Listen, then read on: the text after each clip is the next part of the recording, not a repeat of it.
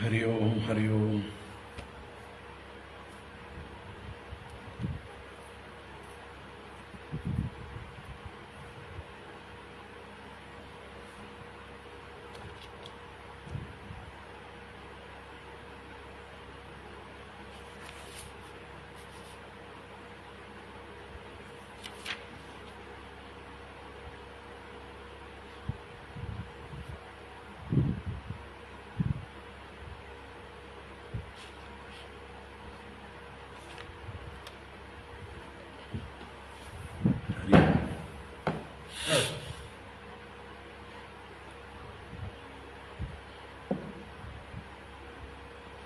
ഹരി ഓം ഹരി ഓം.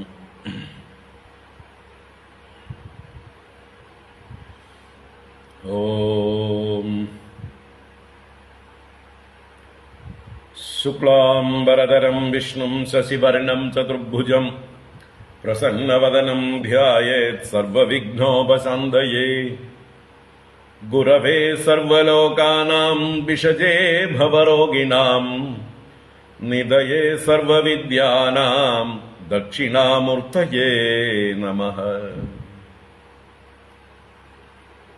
ജന്മാദ്യസ്യ യതോന്വയാദിതരതശ്ചാർത്ഥേഷ്വഭിജ്ഞസ്വരാട് തേനേ ബ്രഹ്മഹൃദായ ആദികവയേ മുഹ്യന്തി യത്സൂരയഃ.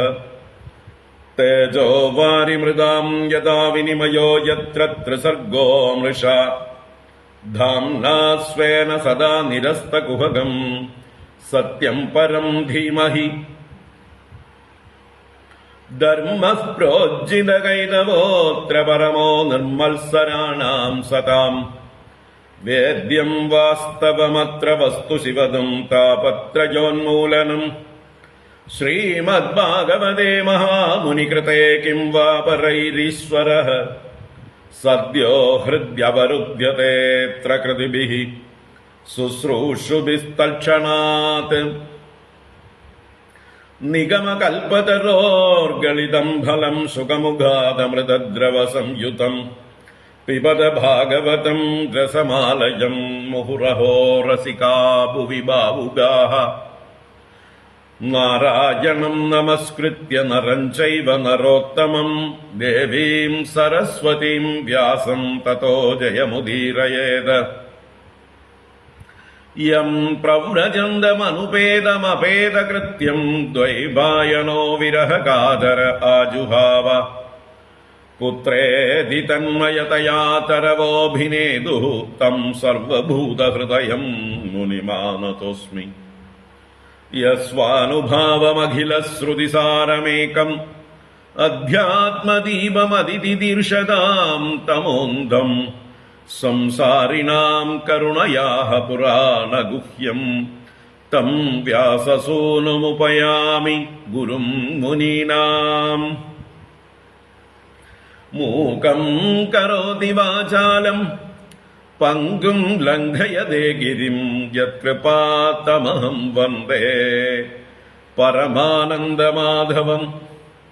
യം ബ്രഹ്മാ വരുണേന്ദ്രരുദ്രമരുതഃ സ്തുന്വന്തി ദിവ്യൈസ്തവൈഃ വേദൈഃ സാംഗപദക്രമോപനിഷദൈഃ ഗായന്തി യം സാമഗാഃ. ധ്യാനാവസ്ഥിതതദ്ഗതേന മനസാ പശ്യന്തി യം യോഗിനോ യസ്യാന്തം ന വിദുഃ സുരാസുരഗണാഃ. ദേവായ തസ്മൈ നമഃ. കോമളം കൂജയൻ വേണും ശ്യാമളോയം കുമാരകഃ വേദവേദ്യം പരം ബ്രഹ്മ ഭാസതാം പുരതോ മമ. ഭൂതൈർമഹദ്ഭിർയ ഇമാ പുരോ വിഭുഃ നിർമായശേതേ യദമൂഷു പൂരുഷഃ ഭുങ്ക്തേ ഗുണാൻ ഷോഡശ ഷോഡശാത്മകഃ സോലങ്കൃഷീഷ്ട ഭഗവാൻ ഭജാംസി മേ. സച്ചിദാനന്ദരൂപായ വിശ്വോത്പത്യാദിഹേതവേ താപത്രയ വിനാശായ ശ്രീകൃഷ്ണായ വയം നുമഃ. കൃഷ്ണായ വാസുദേവായ ഹരയേ പരമാത്മനെ പ്രണതക്ലേശനാശായ ഗോവിന്ദായ നമോ നമഃ. കൃഷ്ണായ വാസുദേവായ ദേവകീനന്ദനായ ച നന്ദഗോപകുമാരായ ഗോവിന്ദായ നമോ നമഃ. നമഃ പങ്കജനാഭായ നമഃ പങ്കജമാലിനേ നമഃ പങ്കജനേത്രായ നമസ്തേ പങ്കജാംഗ്രയേ.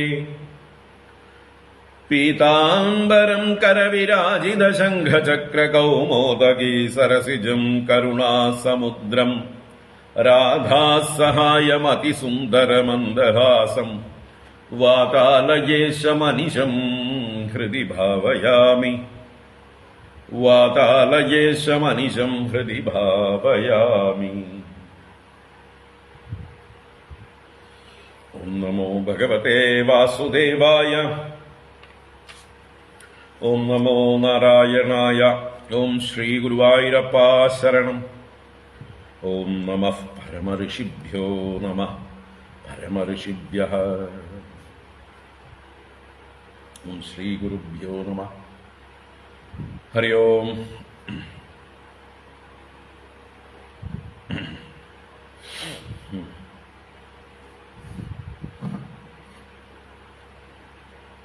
ഹരി ഓം. എല്ലാവർക്കും നമസ്കാരം. എല്ലാവർക്കും സുപ്രഭാതം, ശുഭദിനം, സുസ്വാഗതം. ശ്രീമദ് ഭാഗവത ജ്ഞാനഗംഗാ പ്രവാഹത്തിലേക്ക് ഏവർക്കും സുസ്വാഗതം. ഭാഗവത ജ്ഞാനഗംഗ അഷ്ടമസ്കന്ധത്തിലെ 10ാം അധ്യായത്തിലാണ്. ദേവാസുര യുദ്ധം എന്ന ഭാഗമാണ് കണ്ടുകൊണ്ടിരിക്കുന്നത്. ഒരു മിനിറ്റ്.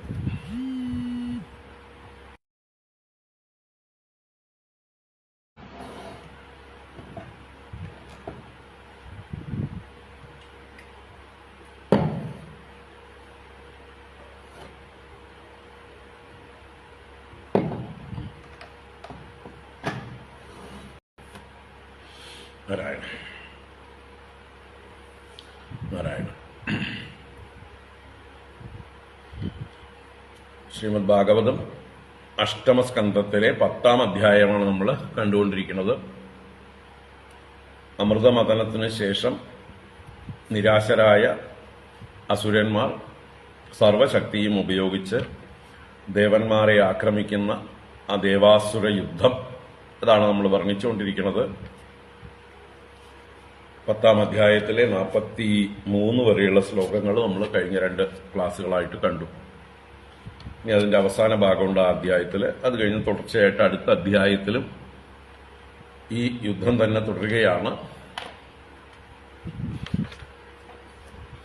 ഭഗവാൻ അവതരിക്കുന്നത് ഈ അധ്യായത്തിലുണ്ട്. ഭഗവാൻ അവതരിക്കുക എന്ന് പറഞ്ഞാൽ ഇവരെ യുദ്ധത്തിൽ സഹായിക്കാനായിക്കൊണ്ട്, ദേവന്മാരെ യുദ്ധത്തിൽ സഹായിക്കാനായി ഭഗവാൻ വന്ന് ഗരുഡവാഹനായി വന്ന് അനേക ദുഷ്ടന്മാരായ അസുരന്മാരെ നിഗ്രഹിക്കുന്നതും ദേവന്മാരും പൂർവാധികം ശക്തിയോടെ അസുരന്മാരോട് യുദ്ധം ചെയ്യുന്നതും.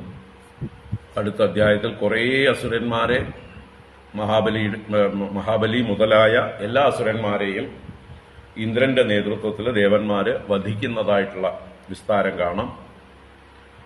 അങ്ങനെ അസുരവർഗം തന്നെ തീർത്തും ഇല്ലാതാക്കിക്കൊണ്ടിരിക്കുന്ന, ഉന്മൂലനം ചെയ്യുന്നതായിട്ടുള്ള അവസ്ഥയിലേക്ക് ഈ യുദ്ധം നീണ്ടുപോകുമ്പോൾ ബ്രഹ്മദേവൻ നാരദ മഹർഷിയെ ദൂതനായി അയക്കുകയാണ് യുദ്ധം നിർത്താൻ പറഞ്ഞിട്ട്. കാരണം അസുരന്മാരെ തീർത്തും ഉന്മൂലനം ചെയ്യരുത്, അവര് പേരിനെങ്കിലും ഭൂമിയിൽ ഉണ്ടായിരിക്കണം എന്ന് പറഞ്ഞിട്ടുള്ള നാരദന്റെ ദൗത്യം. അപ്പൊ അത് പ്രകാരം ഇന്ദ്രൻ യുദ്ധം നിർത്താൻ തീരുമാനിക്കുന്നു. മഹാവിഷ്ണു ഭഗവാൻ വന്നതുപോലെ തിരിച്ചു പോകുന്നു. ദേവന്മാരും യുദ്ധത്തിൽ നിന്ന് വിരമിക്കുന്നു. പിന്നീട് മരിച്ചുപോയതായിട്ടുള്ള മഹാബലി മുതലായ അസുരന്മാരെയെല്ലാം ശുക്രാചാര്യര് പുനർജീവിപ്പിക്കുന്നതായിട്ട് തന്റെ മൃതസഞ്ജീവനി വിദ്യ കൊണ്ട് പുനർജീവിപ്പിക്കുന്നത് വരെയുള്ള കഥയാണ് അടുത്ത 11-ാം അധ്യായത്തിലും ഉള്ളത്. ഈ 2 അധ്യായങ്ങൾ ചേർത്ത് ഒരു ആഖ്യായികയാണ് ദേവാസുര യുദ്ധം എന്നുള്ളത്. അതിലാണ് നമ്മൾ ഇപ്പോൾ കണ്ടുകൊണ്ടിരിക്കുന്നത്. നമുക്ക് 44-ാം ശ്ലോകം മുതൽക്കാണ് കാണേണ്ടത്. അപ്പോൾ നമുക്ക് 27-ാം ശ്ലോകം മുതൽക്ക് വായിക്കാം. ഇന്നലത്തെ 2ാമത്തെ ക്ലാസ് 27-ാം ശ്ലോകം മുതൽക്കാണ് ആരംഭിച്ചത്. ആ ക്ലാസ്സിൽ ഇന്നലെ എടുത്ത പാഠങ്ങൾ ഓർമ്മിപ്പിച്ചുകൊണ്ട് പിന്നീട് ഇന്നെടുക്കാനുള്ള ഭാഗങ്ങളും നമുക്ക് നോക്കാം. ഈ അധ്യായം മുഴുവൻ വായിക്കാം. അപ്പോൾ 27 മുതൽ വായിക്കാം. ഓം നമോ ഭഗവതേ വാസുദേവായ. അഥ ശ്രീമദ്ഭാഗവതേ അഷ്ടമസ്കന്ധേ ദശമോऽധ്യായഃ. ശ്രീശുക ഉവാച. തേ അന്യോന്യമപി സംസൃത്യ ക്ഷിപന്തോ മർമ്മഭിർമിദഃ ആഹ്വയന്തോ വിശന്തോഗ്രേ യുയുധുർദ്വന്ദ്വയോധിനഃ യുയോധബലിരിന്ദ്രേണ താരകേണ ഗുഹോസ്യത വരുണോ ഹേതിനാ യുധ്യൻ മിത്രോ രാജൻ പ്രഹേതിന യമസ്തു കാലനാഭേന വിശ്വകർമാമയേന വൈ ശംബരോ യുയുധേ ത്വഷ്ട്രാ സവിത്രാ തു വിരോചനഃ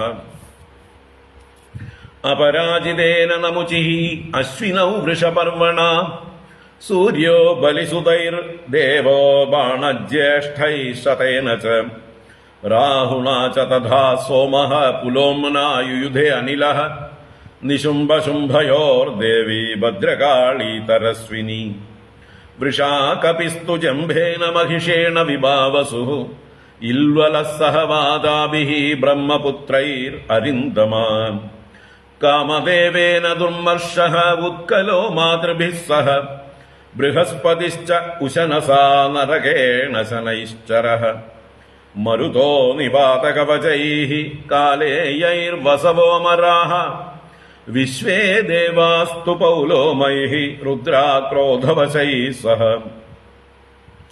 തയേവമാജൗ അസുരാസുരേന്ദ്രാः ദ്വന്ദ്വേന സംഹത്യ ച യുധ്യമാനാः അന്യോന്യമാസാദ്യ നിജഗ്നുരോജസാ ജിഗീഷവസ്തീക്ഷ്ണശരാസി തോമരൈഃ ഭുഷുണ്ഡിഭിശ്ചക്രഗദർഷ്ടിപട്ടിശൈഃ ശക്ത്യുൽമുഖൈ പ്രാസപരശ്വധൈരപി നിസ്ത്രിംശബല്ലൈ പരിഘൈ സമുദ്ഗരൈഃ സബിന്ദിപാലൈശ്ച ശിരാംസി ചിച്ചിദുഃ ഗജാസ്തുരംഗാസരദാപദാദയഃ സാരോഹവാഹ വിവിധാ വിഖണ്ഡിതാഃ നികൃത്തബാഹൂരുശിരോധരാംഗ്രയഃ ഛിന്നധ്വജേഷ്വാസതനുത്രഭൂഷണാഃ തേഷാം പദാഘാതരതംഗചൂർണിതാദ് ആയോധനാദുൽബണ ഉത്തിതസ്തദാരേണുർദിശഖം ദ്യുമണിം ചാദയൻ ന്യവർത്തദാസൃക്ശ്രുതിഭിഃ പരിപ്ലുതാദ്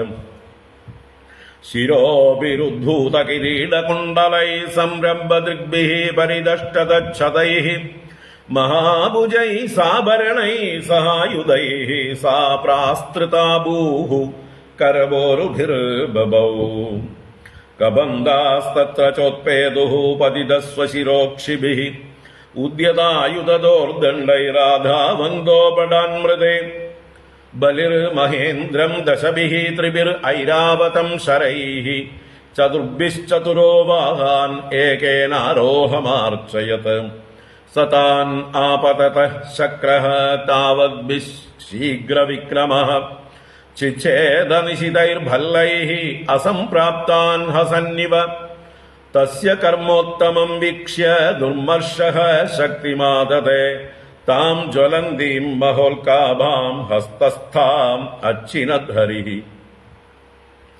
തതഃശൂലം തതഃ പ്രാസം തതസ്തോമരമൃഷ്ടയഃ യദ്യത് ശസ്ത്രം സമാദദ്യാത് സർവം തദച്ഛിനദ്വിഭുഃ സസർജാദാസുരീം മായാമന്തർദാനഗതോऽസുരഃ തതഃ പ്രാദുരഭൂത് ശൈലഃ സുരാനീകോ പരിപ്രഭോ തതോ നിപേതുസ്തരവോ ദഹ്യമാനാദ് വാഗ്നിനാ ശിലാ സടങ്കശിഖരാശ്ചൂർണയന്ത്യോ ദ്വിഷദ്ബലം മഹോരഗാഃ സമുത്പേതുഃ ദന്തശൂഗാഃ സവൃശ്ചികാഃ സിംഹവ്യാഘ്രവരാഹാശ്ച മർദയന്തോ മഹാഗജാൻ യാതുധാന്യശ്ച ശതശഃ ശൂലഹസ്താ വിവാസസഃ ചിന്തിഭിന്ദിദിവാദിന്യഃ തദാ രക്ഷോഗണാഃ പ്രഭോ തതോ മഹാഘനാവ്യോ മുനിഗംഭീരപരുഷസ്വനാഃ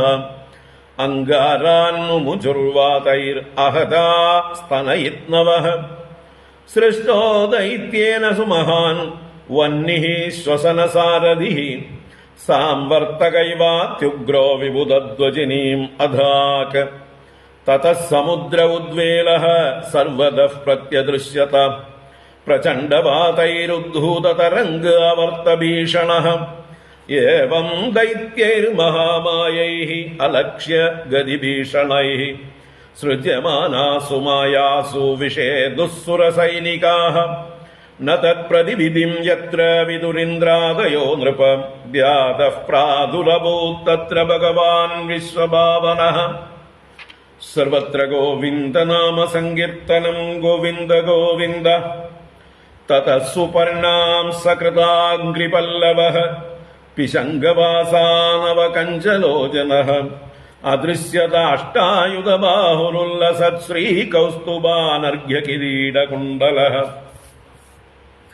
തസ്മിൻ പ്രവിഷ്ടേ അസുരകൂടകർമ്മജാ മായാവിനേശുർമഹിനാ മഹീയസഃ സ്വപ്നോ യഥാ ഹി പ്രതിബോധ ആഗതേ ഹരിസ്മൃതിഃ സർവവിപദ്വിമോക്ഷണം ദൃഷ്ട്വാ മൃധേ ഗരുഡവാഹമിവാരിവാഹഃ ആവിദ്യശൂലം അഹിനോദതകാലനേമിഃ തല്ലീലയാ ഗരുഡമൂർധ്നി പദഗൃഹീത്വാ തേനാഹനൻ നൃപ സവാഹമരിം ത്രദിശഃ മാലീസുമാല്യതിബലൗ യുദിപേതതുർയച്ഛക്രേണ കൃത്തശിരസൗ അധമല്യവാന്തം ആഹത്യ തിഗ്മഗതയാഹനദണ്ഡചേന്ദ്രം താവത് ശിരോച്ഛിന്നതരേർനദഗോരിണാദ്യഃ.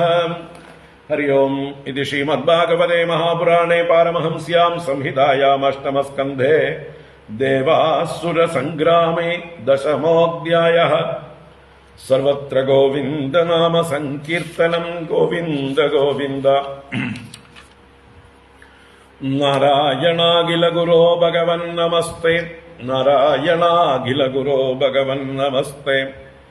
നാരായണാഖില ഗുരോ ഭഗവൻ നമസ്തേ.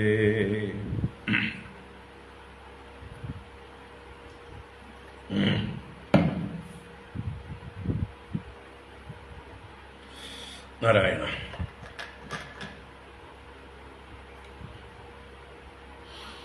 ഹരി ഓം. ഹരി ഓം. ഹരി ഓം.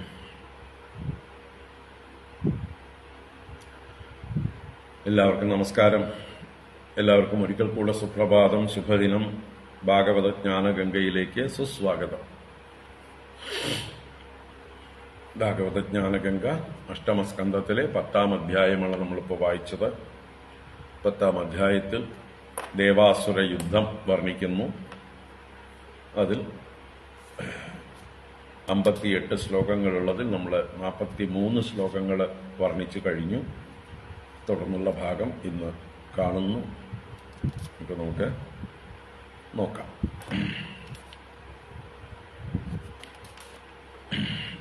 ഇന്നലെ ഈ അധ്യായത്തിന്റെ ആദ്യ ഭാഗത്ത് ദേവാസുര യുദ്ധം ആരംഭിക്കുന്ന ആ പശ്ചാത്തലം വർണ്ണിച്ചു. ഏതൊക്കെ വാഹനങ്ങളിൽ ഏതൊക്കെ ആയുധങ്ങളുമായി ദേവന്മാരിൽ പ്രമുഖന്മാരാര്, അസുരന്മാരിൽ പ്രമുഖന്മാരാര്, ഇവരൊക്കെ കൂടി യുദ്ധത്തിനായിട്ട് ഒരുങ്ങിയതും പിന്നീട് ഇവർ തമ്മിൽ ആരൊക്കെ ആരോട് ദ്വന്ദ്വയുദ്ധങ്ങൾ ചെയ്തു എന്നെല്ലാം ഇന്നലെ വൈകുന്നേരത്തെ ക്ലാസ്സിൽ വർണ്ണിച്ചു.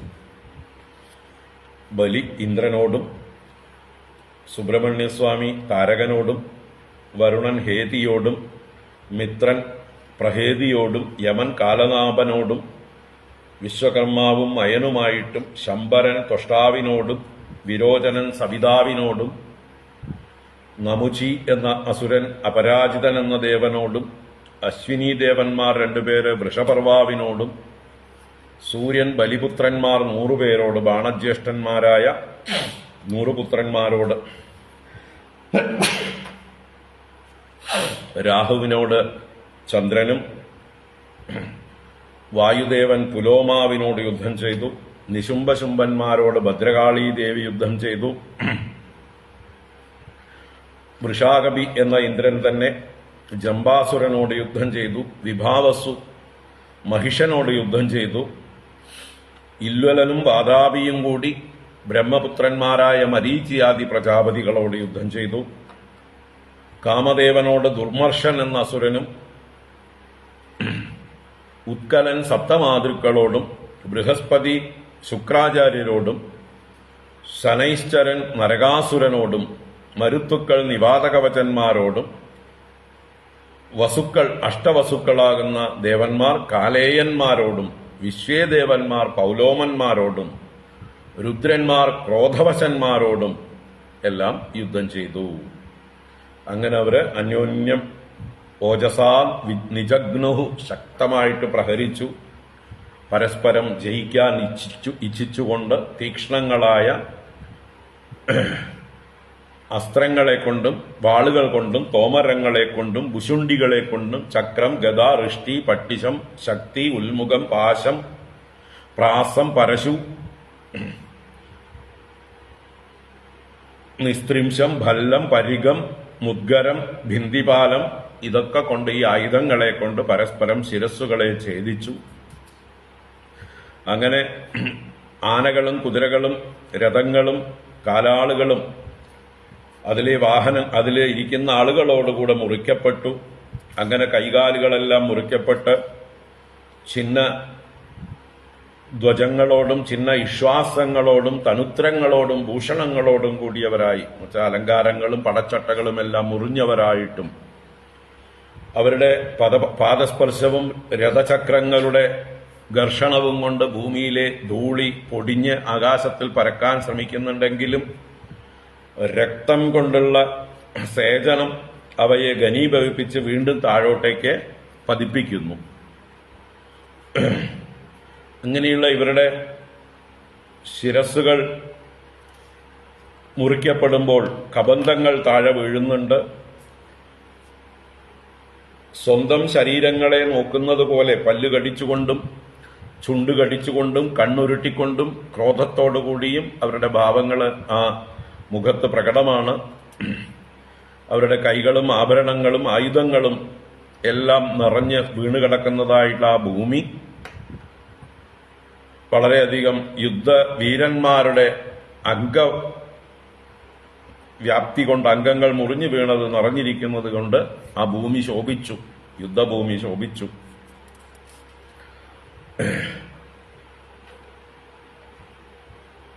അങ്ങനെ യുദ്ധം കൊടുമ്പിരി കൊണ്ടുകൊണ്ടിരിക്കുമ്പോൾ മഹാബലി മഹേന്ദ്രനെ 10 അസ്ത്രങ്ങളെ കൊണ്ടും അതുപോലെ 3 അസ്ത്രങ്ങളെ കൊണ്ട് ഐരാവതത്തെയും 4 അസ്ത്രങ്ങളെ കൊണ്ട് 4 വാഹകന്മാരെയും 1 അസ്ത്രം കൊണ്ട് ഇരിക്കാനുള്ള ഇരിപ്പിടത്തെയും എല്ലാം, അല്ലെങ്കിൽ ആനയെ നടത്തുന്നവനെയും എല്ലാം ആക്രമിച്ചു. അങ്ങനെ 18 അസ്ത്രങ്ങളെ കൊണ്ട് മഹാബലി ഇന്ദ്രനെ ആക്രമിച്ചപ്പോൾ തന്റെ നേർക്ക് വരുന്ന ആ അസ്ത്രങ്ങളെ വഴിയിൽ വെച്ച് തന്നെ ചിരിച്ചുകൊണ്ട് നിശിതങ്ങളായ അത്രയും അസ്ത്രങ്ങളെ കൊണ്ട് 18 അസ്ത്രങ്ങളെ കൊണ്ട് ഇന്ദ്രൻ വഴിയിൽ വെച്ച് തന്നെ ഛേദിച്ചു കളഞ്ഞു. അങ്ങനെ ഇന്ദ്രന്റെ ആ ഉത്തമ കർമ്മം കണ്ടിട്ട് സഹിക്കവയ്യാതെ ശക്തി അഥവാ വേലിനെ എടുത്തു മഹാബലി. അതും ജ്വലിച്ചുകൊണ്ട് പ്രയോഗിക്കാൻ നിൽക്കുമ്പോൾ തന്നെ മഹാബലിയുടെ കയ്യിൽ വെച്ച് തന്നെ ആ ഇന്ദ്രൻ അതിനെ മുറിച്ചു കളഞ്ഞു. താം ജ്വലന്തി മഹോൽകാഭാം ഹസ്തസ്ഥാം അച്ചിനദ് ഹരിഹി. അതുവരെയാണ് നമ്മൾ ഇന്നലെ കണ്ടത്. അതിനുശേഷമുള്ള 44 മുതൽക്കുള്ളതായിട്ടുള്ള ശ്ലോകങ്ങൾ നമുക്ക് കാണാം.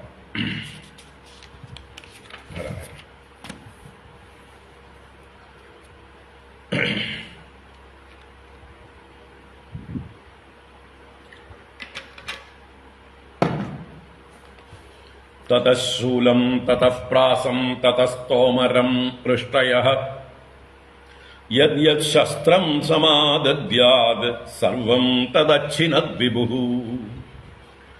തതഃ ശൂലം തതഃ പ്രാസം തതസ്തോമരം പൃഷ്ടയഃ യദ്യത് ശസ്ത്രം സമാദദ്യാത് സർവം തദച്ഛിനദ് വിഭുഃ. ഇപ്പൊ മഹാബലിയുടെ വലിയ രഥമാണ്. ആ രഥത്തില് എല്ലാ യുദ്ധസാമഗ്രികളും ഒരുക്കി വെച്ചിട്ടുണ്ട് എന്ന് നേരത്തെ തന്നെ പറഞ്ഞു. അപ്പോൾ ഓരോരോ ആയുധങ്ങൾ, വ്യത്യസ്തങ്ങളായ ആയുധങ്ങളെ എടുത്തെടുത്ത് പ്രയോഗിക്കുകയാണ് മഹാബലി ഇന്ദ്രന്റെ നേരെ. അതാണ് തതഃ ശൂലം. അനന്തരം ശൂലമെടുത്ത്, ശൂലം എന്ന് പറയുമ്പോൾ 3 കവർച്ചങ്ങൾ ഉള്ളതിനെയാണ് ശൂലം എന്ന് പറയുക. ഒരു കവർച്ചം മാത്രമുള്ളതിനെ, ഒരു കുന്തമുന മാത്രമുള്ളതിനെ ശക്തി എന്ന് പറയുന്നു. സുബ്രഹ്മണ്യസ്വാമിയുടെ കയ്യിലുള്ളത് ശക്തി വേല്, ഒറ്റമുഖമുള്ളതായിട്ടുള്ള കുന്തമാണ്. മറ്റത് 3 മുഖമുള്ളത് ശൂലം. മഹാദേവന്റെ കയ്യിലും പാർവതീദേവിയുടെ കയ്യിലും ഒക്കെ ഉള്ളത് ശൂലം, ത്രിശൂലം എന്നും നമ്മൾ അതിനെ പറയും. അപ്പൊ അങ്ങനെയുള്ള ശൂലമെടുത്ത് മഹാബലി പ്രയോഗിച്ചു. തതഃ പ്രാസം, പ്രാസം എന്നുള്ളതായിട്ടുള്ള ആയുധമെടുത്ത്, എന്താ പറയുക, എറിയുന്ന അസ്ത്രം പോലെ പ്രയോഗിക്കുന്ന ആയുധങ്ങൾ തന്നെയാണ് ഇതെല്ലാം പ്രാസം. അതുപോലെ തതഃ തോമരം, തോമരം എന്നുള്ളതായിട്ടുള്ള ആയുധത്തെയും ഋഷ്ടയഃ, ഋഷ്ടി എന്ന് പറയുന്നതായിട്ടുള്ള ആയുധങ്ങളും, ഇതൊക്കെ കുന്തങ്ങൾ പോലെയുള്ള പല പല വെറൈറ്റികളാണ്. അപ്പൊ ഋഷ്ടി എന്ന് പറയുന്നതായിട്ടുള്ള ആയുധങ്ങള്. അങ്ങനെ യത് ശസ്ത്രം സമാദദ്യാത്, ഏതേത് ശസ്ത്രങ്ങളെ സമാദദ്യാത് കയ്യിൽ ആദാനം ചെയ്തുവോ, സമ്യക് ആദാനം ചെയ്തുവോ, കയ്യിലെടുക്കുമ്പോഴേക്കും തന്നെ സർവം തത് അച്ഛിനദ് വിഭു. ഇന്ദ്രനെയാണ് ഇവിടെ വിഭു എന്ന് വിശേഷിപ്പിക്കുക. വിഭു എന്നാൽ സർവശക്തൻ, വൈഭവമുള്ളവൻ, സാമർഥ്യമേറിയവൻ, നല്ല കൈക്കരുത്തും കൈവേഗതയുമുള്ള ആളാണ് ഇന്ദ്രൻ. അപ്പൊ തന്റെ ആ കൈക്കരുത്തും വേഗതയും കാണിച്ചുകൊണ്ട് സർവം തത് അച്ഛിനത്, അത് മുഴുവൻ ഛേദിച്ചു കളഞ്ഞു. അച്ഛിനത് എന്ന് പറഞ്ഞാൽ ഛേദിച്ചു കളഞ്ഞു എന്നാണ്. അപ്പൊ മഹാബലി എടുക്കുന്നതായിട്ടുള്ള ആയുധങ്ങളെ കയ്യിലിരിക്കുമ്പോൾ തന്നെ പ്രയോഗിക്കാൻ പോലും അവസരം കൊടുക്കാതെ വളരെ വേഗത്തിൽ തന്റെ തന്നെ പ്രത്യസ്ത്രങ്ങളെ കൊണ്ട് ഛേദിച്ചു കളയാൻ മിടുമിടുക്കനായിരുന്നു ഇന്ദ്രൻ. അപ്പൊ നേരിട്ട് യുദ്ധം ചെയ്യുകയാണെങ്കിൽ ഇന്ദ്രനെ മഹാബലിക്ക് അങ്ങനെ തോൽപ്പിക്കാൻ പറ്റില്ല. അതാണ് ഇവിടെ സർവം തദച്ഛിനദ് വിഭുഃ എന്ന്. തുടർന്ന് സസർജാത ആസുരീം മായാം അന്തർധാനഗതോസുരഃ തതഃ പ്രാദുരഭൂത് ശൈലഃ സുരാനീകോ പരിപ്രഭോ. സസർജാധാസുരീം മായാം അന്തർധാനഗതോസുരഃ തതഃ പ്രാദുരഭൂത് ശൈലഃ സുരാനീകോ പരിപ്രഭോ. സസർജ അത ആസുരീം മായാം, അത ആസുരീം മായാം സസർജ. അനന്തരം അസുരന്മാരെ സംബന്ധിച്ചതായിട്ടുള്ള മായയെ പ്രയോഗിച്ചു. സസർജ എന്ന് പറഞ്ഞാൽ സർജിച്ചു, പ്രകടിപ്പിച്ചു, അഥവാ സൃഷ്ടിച്ചു എന്നർത്ഥം. ആര്? അന്തർദാനഗതോ അസുരഃ. ഇവിടെ അസുരഃ എന്നുള്ളത് മഹാബലി. അപ്പൊ മഹാബലി എന്ന അസുരൻ അന്തർദാനഗത, ആദ്യം തന്നെ മറച്ചു, താൻ സ്വയം മറഞ്ഞുകൊണ്ട്. അപ്പൊ ഒളിയുദ്ധം ആരംഭിച്ചു. അതിലും ഒളിയുദ്ധം എങ്ങനെ? മായ കൊണ്ടാണ് യുദ്ധം ചെയ്യുന്നത്, മായയെ സൃഷ്ടിച്ചുകൊണ്ട്, അസുരന്മാരുടേതായിട്ടുള്ള മായയെ സൃഷ്ടിച്ചു എന്നാണ്. അതാണ് തത സസർജ ആസുരീം മായാം അന്തർധാനഗതോ അസുരഃ. സ്വയം അന്തർധാനഗതനായിട്ട് മറഞ്ഞു നിന്നുകൊണ്ട്, തന്റെ രൂപം പ്രകടിപ്പിക്കാതെ മായ കൊണ്ട് സ്വയം മറച്ച് മായായുദ്ധം തുടങ്ങി. തതഃ പ്രാദുരഭൂത് ശൈലഃ സുരാനീകോ പരിപ്രഭോ. ഇവിടെ പ്രഭോ എന്ന് വിളിക്കുന്നത് പരീക്ഷിത്ത് രാജാവിനെ ശുകബ്രഹ്മർഷി വിളിച്ചതാണ്. അല്ലയോ പ്രഭോ, അങ്ങേക്ക് അറിയാലോ ഈ യുദ്ധങ്ങളിൽ ഇങ്ങനെയൊക്കെ സംഭവിക്കുമെന്നുള്ളത്. അപ്പൊ എന്താ ഉണ്ടായത്? തതഃ ഈ മായ പ്രയോഗിച്ചപ്പോൾ അനന്തരം പ്രാദുരഭൂത് ശൈലഃ, ഒരു പർവ്വതം പ്രാദുർഭവിച്ചു, വലിയൊരു പർവ്വതം. ആരുടെ നേർക്ക്? സുരാനീക ഉപരി. സുര അനീകം, ദേവന്മാരുടെ സൈന്യം. അനീകം, അനീകിനി എന്നൊക്കെ സൈന്യം.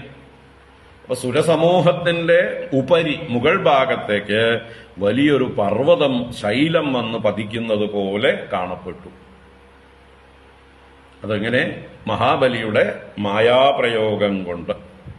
അപ്പൊ നേരിൽ താൻ എന്തെന്ത് ആയുധം പ്രയോഗിക്കാൻ ശ്രമിക്കുമ്പോഴും അതൊന്നും ഫലിക്കുന്നില്ല. ഇന്ദ്രന്റെ ശക്തിക്ക് മുമ്പിൽ, ഇന്ദ്രന്റെ വൈഭവത്തിന് മുമ്പിൽ, ഇന്ദ്രന്റെ തപസ്സിനും ഈശ്വരാനുഗ്രഹത്തിന്റെയും മുമ്പില് ഇതൊന്നും ഫലിക്കുന്നില്ല എന്ന് കാണുമ്പോൾ കള്ളക്കളി തുടങ്ങി, ഫൗൾ തുടങ്ങി എന്നർത്ഥം. ഏതുപോലെ? നമ്മുടെ ഇപ്പോഴത്തെ രാഷ്ട്രീയക്കാരെ പോലെ.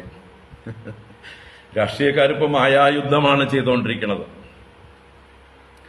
നേരിട്ട് ജയിക്കാനാവില്ല എന്ന് കാണുമ്പോൾ ഏതൊക്കെ രീതിയിൽ എന്തെല്ലാം കാപട്യങ്ങൾ പ്രയോഗിക്കാൻ പറ്റുമോ, എന്തെല്ലാം ഇല്യാ കഥകൾ ഉണ്ടാക്കാൻ പറ്റുമോ, അങ്ങനെ ആളുകളെ തെറ്റിദ്ധരിപ്പിക്കുക, ആളുകളെ വഞ്ചിപ്പിക്കുക. അല്ലേ? നമ്മളിപ്പോ കാണുന്നത് മായായുദ്ധങ്ങളാണ് കൂടുതലും. ഒറ്റയ്ക്ക് നിന്ന് ജയിക്കാൻ കഴിയില്ല എന്ന് പറയുമ്പോൾ മറ്റ് തങ്ങൾ എതിർക്കുന്ന ആളുകളുമായിട്ട് തന്നെ കൂട്ടുകൂടുക. തങ്ങൾക്ക് ഒരു തരത്തിലും ആശയങ്ങൾ ഒന്നിച്ചു പോകാത്ത പാർട്ടികളൊക്കെ ഒന്നിച്ചു കൂടി, അല്ലേ? മുന്നണികളായി, ഇന്ത്യ മുന്നണി. അവർ തമ്മിൽ ഭയങ്കര കലഹങ്ങളാണ്. അവരവർക്ക് ഡോമിനേഷനുള്ള സംസ്ഥാനങ്ങളിലേക്ക് പോയാൽ അവർ ഒരു ഇഞ്ച് വിട്ടുകൊടുക്കുന്നില്ല. ഇപ്പൊ കേരളത്തില് കമ്മ്യൂണിസ്റ്റും കോൺഗ്രസും രണ്ടും ബദ്ധ ശത്രുക്കളാണ് എല്ലാ കാലത്തും. നല്ലോണം പൊരുതുന്നുണ്ട്. പക്ഷെ അവര് കേരളത്തിന്റെ പുറത്ത് കടന്നാൽ അടുത്ത തമിഴ്നാട്ടിൽ തന്നെ പരസ്പരം കൈകോർത്തിട്ടാണ്, കർണാടകയിൽ കൈകോർത്തിട്ടാണ്, ഇന്ത്യ രാജ്യം മുഴുവൻ കൈകോർത്തിട്ടാണ്. ബാക്കി എല്ലായിടത്തും കൈകോർത്ത് പിടിച്ചിരിക്കണു. എന്തിന്? അവർക്ക് എങ്ങനെയെങ്കിലും അവരുടെ അധികാരം കിട്ടണം.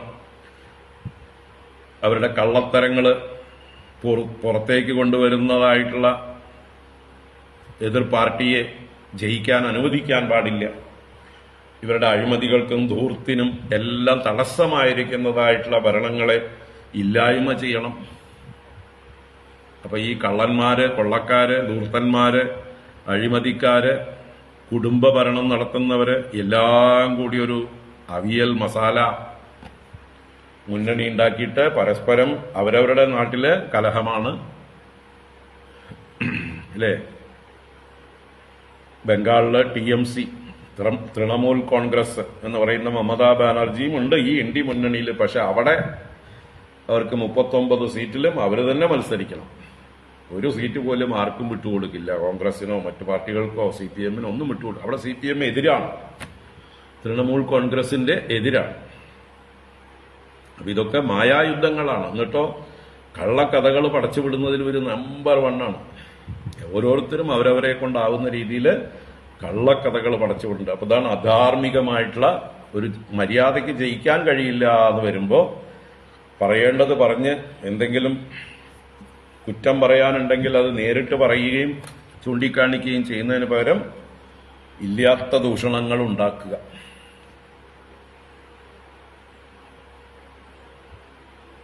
അറ്റാക്ക് ചെയ്യുക, അല്ലേ? കാപട്യങ്ങളെ കൊണ്ട്, നുണകളെ കൊണ്ട് അറ്റാക്ക് ചെയ്യുമ്പോൾ അതിനെ ഡിഫെൻഡ് ചെയ്യലാവും പിന്നെ ശത്രുപക്ഷത്തിന്റെ ഡ്യൂട്ടി. അവർക്ക് ഇങ്ങോട്ട് അറ്റാക്ക് ചെയ്യാൻ സമയം കിട്ടില്ല. അപ്പൊ അങ്ങനെ ഒരു എന്താ ഓടുന്ന നായയ്ക്ക് ഒരു മുളം മുമ്പേ എന്ന് പറഞ്ഞ പോലെ എറിഞ്ഞുകൊണ്ട്, ഇങ്ങനെയൊക്കെയാണ് മായായുദ്ധങ്ങൾ. അപ്പൊ ഇത് ഈ കാലത്ത് നടക്കുന്നുണ്ട്, മായായുദ്ധങ്ങൾ. അപ്പൊ എന്തായാലും മഹാബലി ഇങ്ങനെ മായായുദ്ധം ആരംഭിച്ചു. സസർജത ആസുരീ മായാം അന്തർധാനഗതോ അസുരഃ തതഃ പ്രാദുരഭൂത് ശൈലഃ സുരാനീകോ പരിപ്രഭോ തതോ നിപേതുസ്തരവോ ദഹ്യമാനാദവാഗ്നിനാ ശിലാസടംഗശിഖരാഃ ചൂർണയന്ത്യോ ദ്വിഷദ്ബലം. തതോ നിപേതുസ്തരവോ ദഹ്യമാനാദവാഗ്നിനാ ശിലാ സടംഗശിഖരാശ്ചൂർണയന്ത്യോ ദ്വിഷദ്ബലം. തതഃ നിപേതുഃ തരവഃ ദഹ്യമാനാ ദവാഗ്നിനാ ശിലാഃ സടംഗശിഖരാഃ ചൂർണയന്ത്യോ ദ്വിഷദ്ബലം. ദ്വിഷദ്ബലം ചൂർണയന്ത്യ. ദ്വിഷദ്ബലം എന്ന് പറഞ്ഞാൽ ശത്രുബലം. ശത്രു സൈന്യത്തെ ചൂർണയന്ത്യ പൊടിച്ചുകൊണ്ട്, തകർത്തുകൊണ്ട്, ചൂർണമാക്കിക്കൊണ്ട് വന്നു വീഴുകയാണ്. നിപേതുഹു നിപേതുഹു നിപതിച്ചു. എന്തൊക്കെയാ നിപതിച്ചത്? തരവഹ. ഈ മല വരുണ്ടല്ലോ, വലിയ പർവ്വതം വരുന്നുണ്ട്. ആ പർവ്വതത്തില് ധാരാളം വൃക്ഷങ്ങളുണ്ട്. ആ വൃക്ഷങ്ങളോ ദവാഗ്നിനാദഹ്യമാന, കാട്ടുതീയിനാൽ ദഹിക്കപ്പെടുന്നതായിട്ടുള്ള വൃക്ഷങ്ങളോട് കൂടിയിട്ടാണ്. അപ്പൊ വലിയൊരു എന്താ പറയുക, അഗ്നിപർവ്വതം വരും പോലെയാണ് ഈ ശൈലം ദേവസൈന്യത്തിന്റെ മുകളിലേക്ക് വരുന്നത്.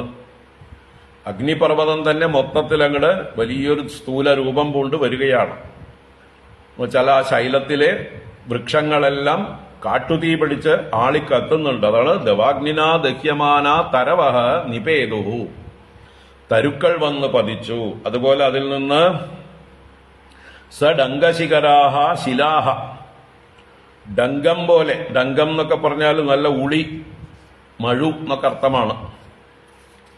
ഉളിയും മഴുവും മൂർച്ചയേറിയ ആയുധങ്ങളാണ്. അപ്പൊ അതുപോലെ മൂർച്ചയേറിയതായിട്ടുള്ള ശിഖരങ്ങളോടുകൂടിയ, ഷാർപ്പ് എഡ്ജുകളോടുകൂടിയതായിട്ടുള്ള ശിലാഹ, കല്ലുകള്, ശിലകള്, വലിയ വലിയ പാറകള് ഉളി പോലെയും മഴു പോലെയും മൂർച്ചയേറിയത് വന്നിട്ട് ഈ ശത്രു സൈന്യത്തിന്റെ അഥവാ ദേവസൈന്യത്തിന്റെ മുകളിലേക്ക് ദ്വിഷദ്ബലം ചൂർണയന്ത്യ, ശത്രുബലത്തെ ചൂർണമാക്കിക്കൊണ്ട് തകർത്തുകൊണ്ട് നിപേതുഹു, അവരുടെ മേലെ വന്ന് പതിച്ചു. അപ്പൊ വെറും ഒരു പാറ വന്ന് പതിക്കുകയല്ല, പാറയിൽ കാട്ടുതീയുണ്ട്, വൃക്ഷങ്ങളൊക്കെ കത്തിക്കൊണ്ടിരിക്കുന്നു. അതിൽ നിന്ന് അടർന്ന് തെറിക്കുന്നതായിട്ടുള്ള ശില കഷ്ണങ്ങളൊക്കെ നല്ല മൂർച്ചയേറിയ ഉളി പോലെയും മഴുപോലെയും ഒക്കെ എന്താ പറയുക, ആക്രമ സ്വഭാവമുള്ള അത്രയും വളരെ വേഗതയിൽ വന്ന് പതിക്കുകയാണ്. അത് തടയാനായിട്ട് നിവൃത്തിയില്ല ആർക്ക്? ദേവസൈന്യത്തിന്. കാരണം എവിടുന്ന് എപ്പോ എന്തെന്നൊക്കെ നിശ്ചയിക്കാൻ പറ്റില്ല. ഇങ്ങനെ ഒരു പൊട്ടിത്തെറിയൊക്കെ ഉണ്ടാകുമ്പോൾ നമുക്ക് എങ്ങനെയാ തടയാൻ പറ്റുക? കൃത്യമായിട്ടൊരു സോഴ്സിൽ നിന്ന് നേരിട്ട് ഫോക്കസ്ഡ് ആയിട്ട് വരുന്നതായിട്ടുള്ള ആയുധങ്ങളാണെങ്കിൽ അതിനെയൊക്കെ എതിർത്ത് തോൽപ്പിക്കാം. ഇതെങ്ങനെയാണ് വരുന്നത് എന്ന് തന്നെ പറയാൻ പറ്റാത്ത രീതിയിൽ പൊട്ടിത്തെറിച്ചു കൊണ്ടുവരുന്നതായിട്ടുള്ള പർവ്വതങ്ങൾ, അതിൽ നിന്ന് ഉളിയും മഴുവും പോലെയുള്ളതായിട്ടുള്ള ശിലകള്, അതിൽ നിന്ന് കത്തിജ്വലിക്കുന്നതായിട്ടുള്ള വൃക്ഷങ്ങള്, ഇതൊക്കെ തെറിച്ച് വീഴുകയാണ്. നമ്മുടെ ചൈനീസ് പടക്കം പോലെ അല്ലെ? ചൈനീസ് മറ്റേ എന്താ പറയുക, ഈ കളർഫുള്ളായിട്ടുള്ള പടക്കങ്ങൾ നമ്മൾ വിഷുവിനും ദീപാവലിക്കൊക്കെ പൊട്ടിച്ചു കഴിഞ്ഞാൽ മുകളിലേക്ക് പോയിട്ട് അതൊരു തരം ചിന്നിച്ചതറേണ്ട ഒരു പ്രാന്ത് പിടിച്ച പോലെയുള്ള ചില പ്രകടനങ്ങളൊക്കെ ഉണ്ട്. അത് എവിടേക്കാ പോവുക, ആരുടെ തലയിലാ വീഴുക എന്നൊന്നും പറയാനൊന്നും പറ്റില്ല. അപ്പൊ അതുപോലെയുള്ള, അപ്പൊ അതുകൊണ്ട് തന്നെ അസുരന്മാർക്കത്, ദേവന്മാർക്കത് തടയാൻ കഴിഞ്ഞില്ല. അവർക്ക് വലിയ നാശനഷ്ടം ഉണ്ടായി. തതോ നിപേതുസ്തരവോ ദഹ്യമാനാ ദേവാഗ്നിന ശിലാസഡംഗശിഖരാഃ ചൂർണയന്ത്യോ ദിഷദ്ബലം മഹോരഗാ സമുത്പേതുഃ ദന്തശൗഗാഃ സവൃശ്ചികാഃ സിംഹവ്യാഘ്രവരാഹാശ്ച മർദയന്തോ മഹാഗജാൻ. മഹോരഗാ സമുത്പേതുഃ ദന്തശൗഗാഃ സവൃശ്ചികാഃ സിംഹവ്യാഘ്ര വരാഹാശ്ച മർദയന്തോ മഹാഗജാൻ. അപ്പൊ മഹാബലിയുടെ ഈ മായാസൃഷ്ടിയിൽ നിന്ന് എന്തൊക്കെ വന്നു? മഹോരഗാഹ, വലിയ വലിയ സർപ്പങ്ങള് വീഴുകയാണ് ആകാശത്തുനിന്ന്, എവിടുന്നറിയാതെ. വിഷസർപ്പങ്ങള്, മഹാ ഉരകങ്ങള്. സമുൽപേതുഹു, സമുൽപതിച്ചു, വന്ന് പതിക്കുകയാണ്. ദന്തശൂകാഹ, ദന്തശൂകങ്ങൾ എന്ന് പറഞ്ഞാലും വിഷജന്തുക്കൾ, സർപ്പജാതിയിലും മറ്റും പെട്ടതായിട്ടുള്ള വിഷജന്തുക്കൾ വന്ന് വീഴുന്നുണ്ട്. സവൃശ്ചികാഹ, വൃശ്ചികങ്ങളോടുകൂടെ, എന്നുവെച്ചാൽ വലിയ വലിയ തേളുകള്, ഡ്രാഗൺ പോലെയുള്ളതായിട്ടുള്ള തേളുകള്, ചെറിയ ചെറിയ തേളുകളല്ല, വലിയ വലിയ മഹത്തകളായ സവൃശ്ചികാഹ, വലിയ തേളുകളും. സിംഹ വ്യാഘ്ര വരാഹാശ്ച, സിംഹങ്ങളും പുലികളും പന്നികൾ, കാട്ടുപന്നികളും ഒക്കെ വരുന്നുണ്ട്. അതൊക്കെ എന്ത് ചെയ്തുകൊണ്ട്? മഹാഗജാൻ മർദയന്ത, വലിയ ആനകളെ പീഡിപ്പിച്ചുകൊണ്ട്. അപ്പൊ ആനകളെക്കാൾ വലുതാണ് ഇവയൊക്കെന്നർത്ഥം. വലിയ വലിയ സിംഹങ്ങളും വലിയ വ്യാഘ്രങ്ങളും വലിയ വരാഹങ്ങളും ദേവസൈന്യത്തിലുള്ള ആനകളെ പോലും മർദ്ദിച്ചുകൊണ്ടാണ് വന്നത് എന്ന് പറയുമ്പോൾ എത്ര വലിപ്പം ഉണ്ടാവും, എത്ര ക്രൂര സ്വഭാവം ഉണ്ടാവും അവയ്ക്ക്, എത്ര വേഗത ഉണ്ടാവും എന്നൊക്കെ നമുക്ക് ചിന്തിക്കാം. ഇത് മായാസൃഷ്ടിയാണ്. മഹാബലിയുടെ മായയിൽ നിന്ന് ഇങ്ങനെയുള്ള വിവിധങ്ങളായ ആക്രമണങ്ങള് ഒന്നിച്ച് ഒരു തരം എന്താ പറയുക വർഷം, മായാവർഷം എല്ലാം വന്ന് പതിക്കുകയാണ് ദേവന്മാരുടെ സൈന്യങ്ങളുടെ നേർക്ക്. മഹോരഗാസമുത്പേദുഹു ദന്തശോകാസവൃശ്ചികാഃ സിംഹവ്യാഘ്രവരാഹാശ്ച മർദ്ദയന്തോ മഹാഗജാൻ യാതുധാന്യശ്ച ശതശഃ ശൂലഹസ്താ വിവാസസഃ ഛിന്ദിഭിന്ദീതിവാദിന്യഃ തദാ രക്ഷോഗണാ പ്രഭോ. യാതുധാന്യശ്ച ശതശഃ ശൂലഹസ്താ വിവാസസഃ ഛിന്ദിഭിന്ദീതിവാദിന്യഃ തദാ രക്ഷോഗണാ പ്രജാഃ. രക്ഷോഗണാ പ്രഭോ. ഹേ പ്രഭോ, പരീക്ഷിത് രാജാവേ കേൾക്കൂ. പിന്നെയും ഈ മായയിൽ നിന്ന് എന്തൊക്കെയാ ഉണ്ടായി വന്നത്? യാതുധാന്യശ്ച ശതശഃ. ശതശഃ യാതുധാന്യഃ. യാതുധാനികൾ എന്നാൽ രാക്ഷസ സ്ത്രീകൾ. അപ്പൊ രാക്ഷസ സ്ത്രീകൾ എങ്ങനെയുള്ളവര്? ശൂലഹസ്താഹ വിവാസസഹ. കൈകളിൽ ശൂലങ്ങൾ പിടിച്ചിട്ടുണ്ട്, വസ്ത്രം ധരിച്ചിട്ടുമില്ല. അപ്പോ നഗ്നരായ ഉടുതുണിയില്ലാത്ത ഭീകര രൂപിണികളായിരിക്കുന്ന രാക്ഷസ സ്ത്രീകള് നൂറുകണക്കിന് പാഞ്ഞു വരികയാണ് ശൂലം കയ്യിലേന്തിക്കൊണ്ട്, കുത്താനായിക്കൊണ്ട്. അവരെന്താ പറയണത്? അവര് വെറുതെ ഇരിക്കുന്നില്ല. അവരുടെ വായിൽ നിന്ന് വരുന്ന ശബ്ദമാണ് പറയുന്നത് ഛിന്തി ഭിന്ദീതി വാദിന്യഃ. ഛിന്തി എന്ന് പറഞ്ഞാൽ ഛേദിക്ക്, വെട്ട്, ഭിന്തി തകർക്ക്, ഭേദിക്ക് എന്നാണ്. അപ്പൊ അവര് പരസ്പരം വിളിച്ചു പറയുന്നത് വെട്ട്, കുത്ത്, ചതിക്ക്, ചതയ്ക്ക്, തകർക്ക്, ഭേദിക്ക്, പിളർക്ക് എന്നൊക്കെയുള്ള അർത്ഥത്തില് വിളിച്ചു പറഞ്ഞുകൊണ്ട് ഇതിവാദിന്യഃ ഇങ്ങനെ പറയുന്നവരായിട്ട്. അതുപോലെ തത് അപ്രകാരം തന്നെ രക്ഷോഗണാഹ, രക്ഷോഗണങ്ങളും അതുപോലെ. ഇത് യാതുധാന്യികൾ എന്ന് പറഞ്ഞപ്പോ സ്ത്രീലിംഗം പറഞ്ഞു. നഗ്നകളായിട്ടുള്ള ശൂലപാണിനികളായ സ്ത്രീകൾ വന്നു. അതുപോലെ രക്ഷോഗണങ്ങളും അവരും വിവസ്ത്രരായിരിക്കാം, അവരും ഇതുപോലെ ആയുധങ്ങൾ ഉണ്ടാവാം, അവരും ഇതുപോലെ ആക്രമശീലത്തോടെ ചിന്തി ഭിന്തി എന്നൊക്കെ പറഞ്ഞുകൊണ്ട് വന്നു. തഥാ എന്ന് പറഞ്ഞതുകൊണ്ട് ഒരുപോലെ അതുപോലെ എന്നർത്ഥം. അപ്പൊ ആണും പെണ്ണുമായിട്ടുള്ള രാക്ഷസവർഗം ദേവന്മാരുടെ നേരെ പാഞ്ഞു വരികയാണ് ആയുധങ്ങളുമായി ആക്രോശിച്ചുകൊണ്ട്. യാതുധാന്യശ്ച ശതശഃ ശൂലഹസ്താ വിവാസസഃ ഛിന്ദിഭിന്ദീതിവാദിന്യഃ തദാ രക്ഷോഗണാ പ്രഭോ. തതോ മഹാഘനാ വ്യോമനി ഗംഭീരപരുഷസ്വനാഃ അംഗാരാൻ മുമുചുർവാതൈഃ ആഹതാസ്തനയിത്നവഃ. തതോ മഹാഘനാ വ്യോമനി ഗംഭീരപരുഷസ്വനാഃ അംഗാരാൻ മുമുചുർവാതൈഃ ആഹതാസ്തനയിത്നവഃ. തതഃ അനന്തരം മഹാഗനാ വ്യോംനി. വ്യോംനി ആകാശദേശത്ത് മഹാഗനാഹ വലിയ മേഘങ്ങൾ. എങ്ങനെയുള്ളത്? ഗംഭീര പരുഷസ്വനാഹ അതിഗംഭീരങ്ങളായ അത്യുച്ഛമായിരിക്കുന്ന പരുഷം, കഠിനമായിട്ടുള്ള ശബ്ദം, വലിയ ഇടിനാദങ്ങളോടുകൂടിയ മേഘങ്ങൾ ആകാശത്തിലുണ്ടായി. അത് എന്ത് ചെയ്തു? അങ്കാരാൻ മുമുചുഹു വാതൈഹി ആഹതാഹ സ്തനയിത്നവഃ.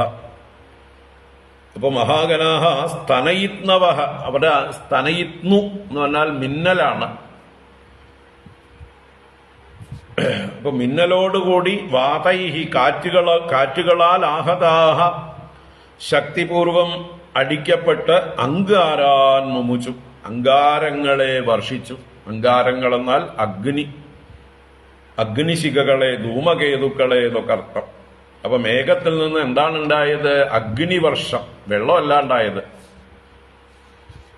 അപ്പൊ ഭയങ്കരമായ കാറ്റോടുകൂടി തീയും ആകാശത്തു നിന്ന് ഈ മേഘങ്ങൾ വർഷിച്ചു എന്നർത്ഥം.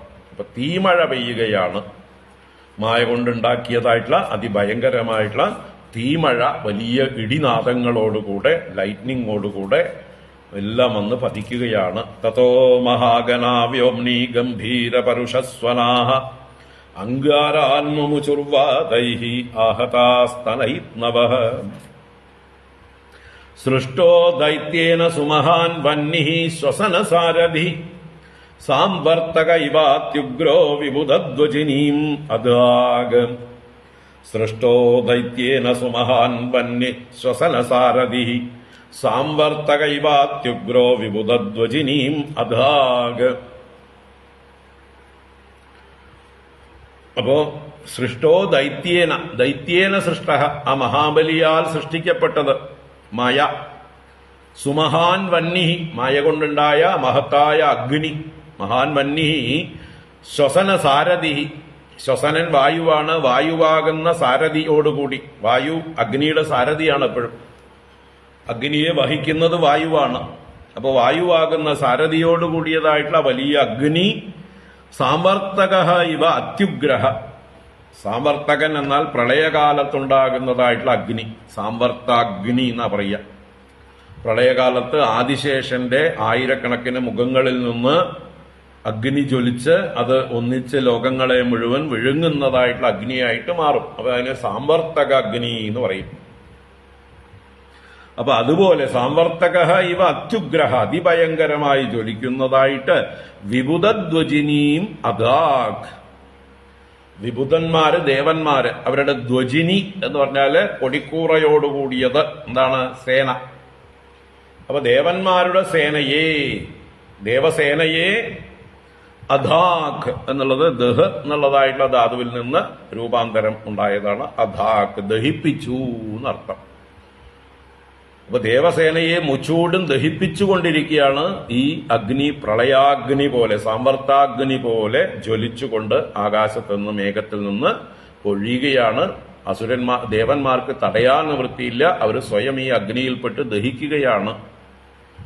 സൃഷ്ടോ ദൈത്യേന സുമഹാൻ വന്നി ശ്വസനസാരഥി സാംവർത്തക ഇവാത്യുഗ്രോ വിബുധധ്വജിനീം അദാഖ്. തതസമുദ്ര ഉദ്വേലഃ സർവതഃ പ്രത്യദൃശ്യത പ്രചണ്ഡപാതൈരുദ്ധൂതതരംഗാവർത്തഭീഷണഃ. തതസമുദ്ര ഉദ്വേലഃ സർവതഃ പ്രത്യദൃശ്യത പ്രചണ്ഡപാതൈരുദ്ധൂതതരംഗാവർത്തഭീഷണഃ. തതഃ, അപ്പോൾ തന്നെ, സമുദ്രഃ ഉദ്വേലഃ, സമുദ്രം വേലകളെ അതിക്രമിക്കുന്നവയായി. വേല എന്ന് പറഞ്ഞാൽ വേലി, വേല ഒക്കെ അതിര് ആണ് അർത്ഥം. അപ്പൊ അതിന്റെ പരിധികളെ, സമുദ്രം തീരങ്ങളെ ലംഘിച്ചുകൊണ്ട് വേലിയേറ്റമുണ്ടാവുകയാണ്. അതാണ് ഉദ്വേലഃ. സുനാമി പോലെ പടർന്നു കയറുകയാണ് സമുദ്രം. സർവതഃ, എല്ലാ ഭാഗത്തു നിന്നും. പ്രത്യദൃശ്യത, എല്ലായിടത്തും കാണാറായി എന്നർത്ഥം. നല്ലതുപോലെ നേരിൽ കാണാം. ആരും പറഞ്ഞറിയിക്കേണ്ട ആവശ്യമില്ല, കേട്ടറിയേണ്ട ആവശ്യമില്ല.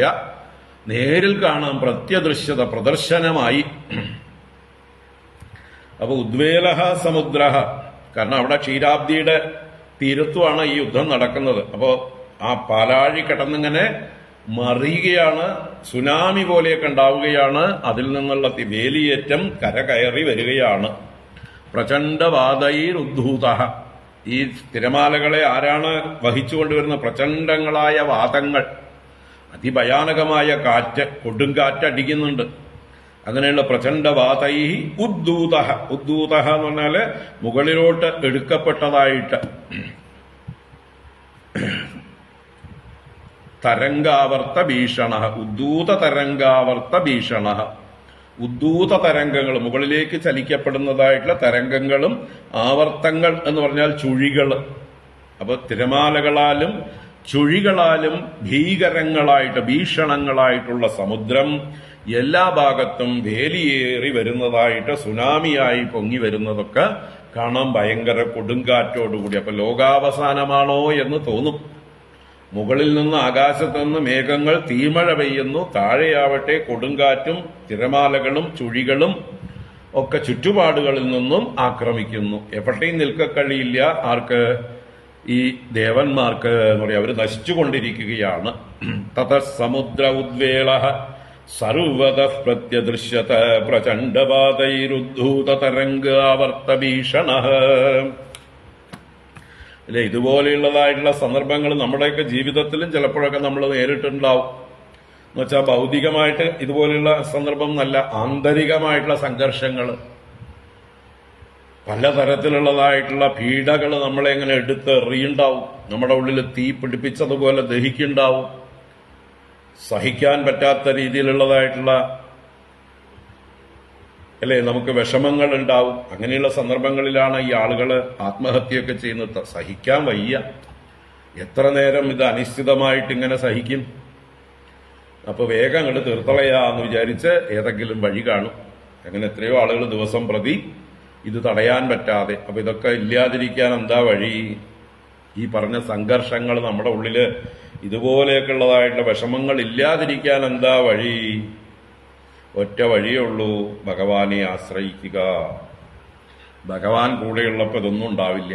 ഇപ്പൊ മുമ്പ് ഭഗവാൻ കൂടെ ഉണ്ടായിരുന്നു, ഇപ്പോ ഭഗവാൻ പോയിരിക്കുകയാണ്, അല്ലെ? കുറച്ചു നേരത്തേക്ക് ഭഗവാൻ ദൂരേക്ക് പോയിരിക്കുകയാണ്. അപ്പോഴാണ് ഈ പ്രശ്നങ്ങളൊക്കെ ഉണ്ടായത്. അപ്പൊ പ്രശ്നങ്ങൾ നമ്മുടെ ഉള്ളിൽ സംഘർഷഭരിതമാവാതിരിക്കാൻ എപ്പോഴും സത്യം പരം ധീമഹി,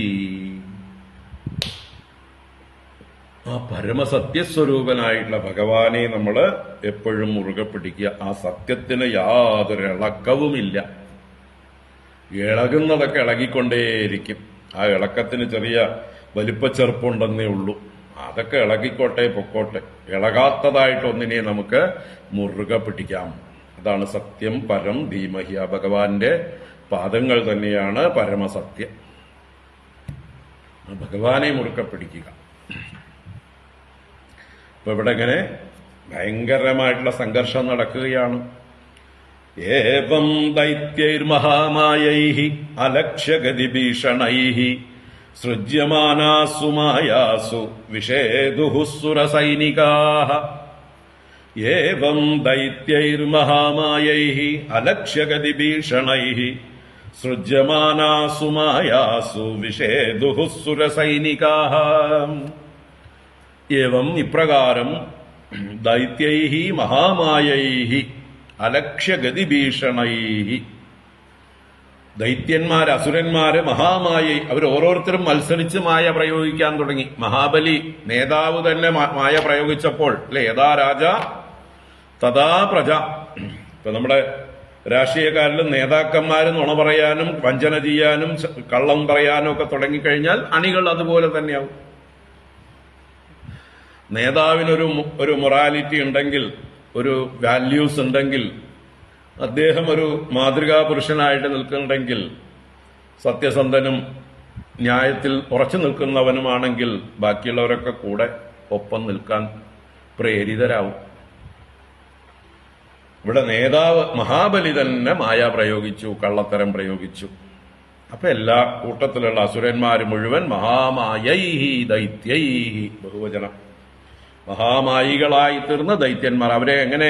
അലക്ഷ്യഗതി ഭീഷണൈഹി, അവരുടെ ഗതി അലക്ഷ്യം, അവരുടെ ഗമനം, അവരുടെ പ്രവൃത്തി, അവരെവിടുന്ന് വരണു, എങ്ങനെ ചെയ്യുന്നു, കാണാനില്ല ആരെയും. അപ്പൊ എവിടുന്ന്, ഏതു ഭാഗത്തുനിന്ന് എങ്ങനെയാണ് അറ്റാക്ക് വരുന്നത് എന്നൊന്നും നിശ്ചയിക്കാൻ നിവൃത്തിയില്ല. 4 ഭാഗത്തു നിന്നും ആക്രമിച്ചുകൊണ്ടേയിരിക്കണം പല രീതിയിൽ. അപ്പൊ അവരുടെ ഗതി അലക്ഷ്യം, അങ്ങനെ ഭീഷണം, ഭയങ്കരമായിട്ടുള്ള അലക്ഷ്യഗതിയോടുകൂടിയവരായിട്ട് അവര് ദൈത്യന്മാരാൽ മായാസു സൃജ്യമാനാസു സത്സു,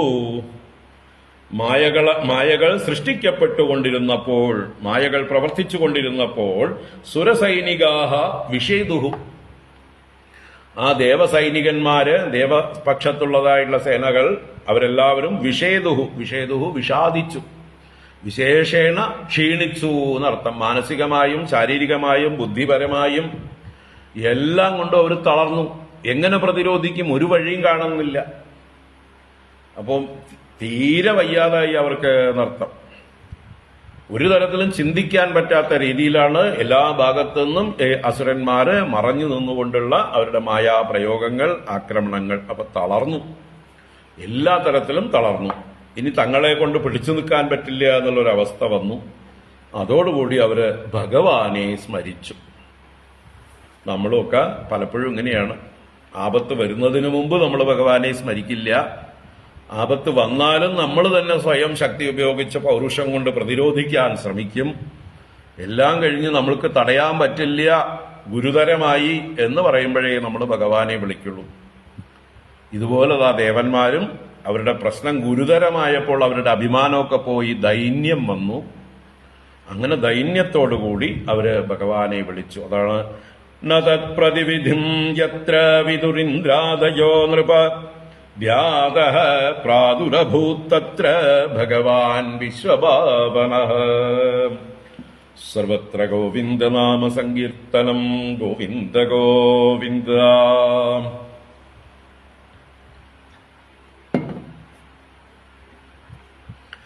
ന തത്പ്രതിവിധിം യത്ര വിദുരിന്ദ്രാദയോ നൃപ വ്യാതഃ പ്രാദുരഭൂത്തത്ര ഭഗവാൻ വിശ്വഭാവനഃ. ഹേ നൃപ, അല്ലയോ പരീക്ഷിത് രാജാവേ, തത് പ്രതിവിധിം ഇന്ദ്രാദയഃ ന വിദു. ആ ന എന്നുള്ളത് അവിടേക്കാണ്. ന വിദു, ന വിദു അറിഞ്ഞില്ല. എന്തിന്?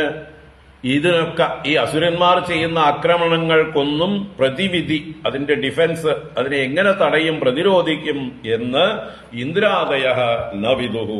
ഇന്ദ്രാദി ദേവന്മാർക്ക് ഒരു അറിവും കിട്ടിയില്ല, ഒരു പിടിയും കിട്ടിയില്ല, ആലോചിച്ചിട്ടൊരെത്തും പിടിയും ഇല്ല. അങ്ങനെ വ്യാതഃ ഭഗവാൻ, ഭഗവാൻ വ്യാതഃ, അവരാൽ ഭഗവാൻ ധ്യാനിക്കപ്പെട്ടു. ആരാ ഭഗവാൻ? വിശ്വഭാവനഃ, വിശ്വത്തെ ഭവിപ്പിക്കുന്നവൻ, ലോകത്തെ രക്ഷിക്കുന്നവൻ. അപ്പൊ ലോകരക്ഷകനായ ഭഗവാൻ ധ്യാനിക്കപ്പെട്ടപ്പോൾ തത്ര പ്രാദുരഭൂത്, അവിടെ പ്രാദുർഭവിച്ചു, അവിടെ പ്രത്യക്ഷനായി. ഭഗവാൻ പ്രത്യക്ഷപ്പെട്ടു എന്ന് പറയുമ്പോൾ ഭഗവാൻ ക്ഷിപ്രപ്രസാദിയാണ്. വിളിച്ചാൽ വെളിപ്പുറത്താണ്, വിളിക്കേ വേണ്ടു, നമ്മൾ വിളിച്ചാലേ വരുള്ളൂ എന്ന് മാത്രം. നമ്മുടെ പൗരുഷം കൊണ്ട് നമുക്ക് സാധിക്കുമെന്ന് വിചാരിച്ച് നമ്മൾ അഹങ്കാരത്തോടുകൂടെ ഇരുന്നാൽ നിങ്ങളായിക്കോളൂ, നിങ്ങളുടെ പാടായി എന്ന് പറഞ്ഞ് ഭഗവാൻ മാറി നിൽക്കും.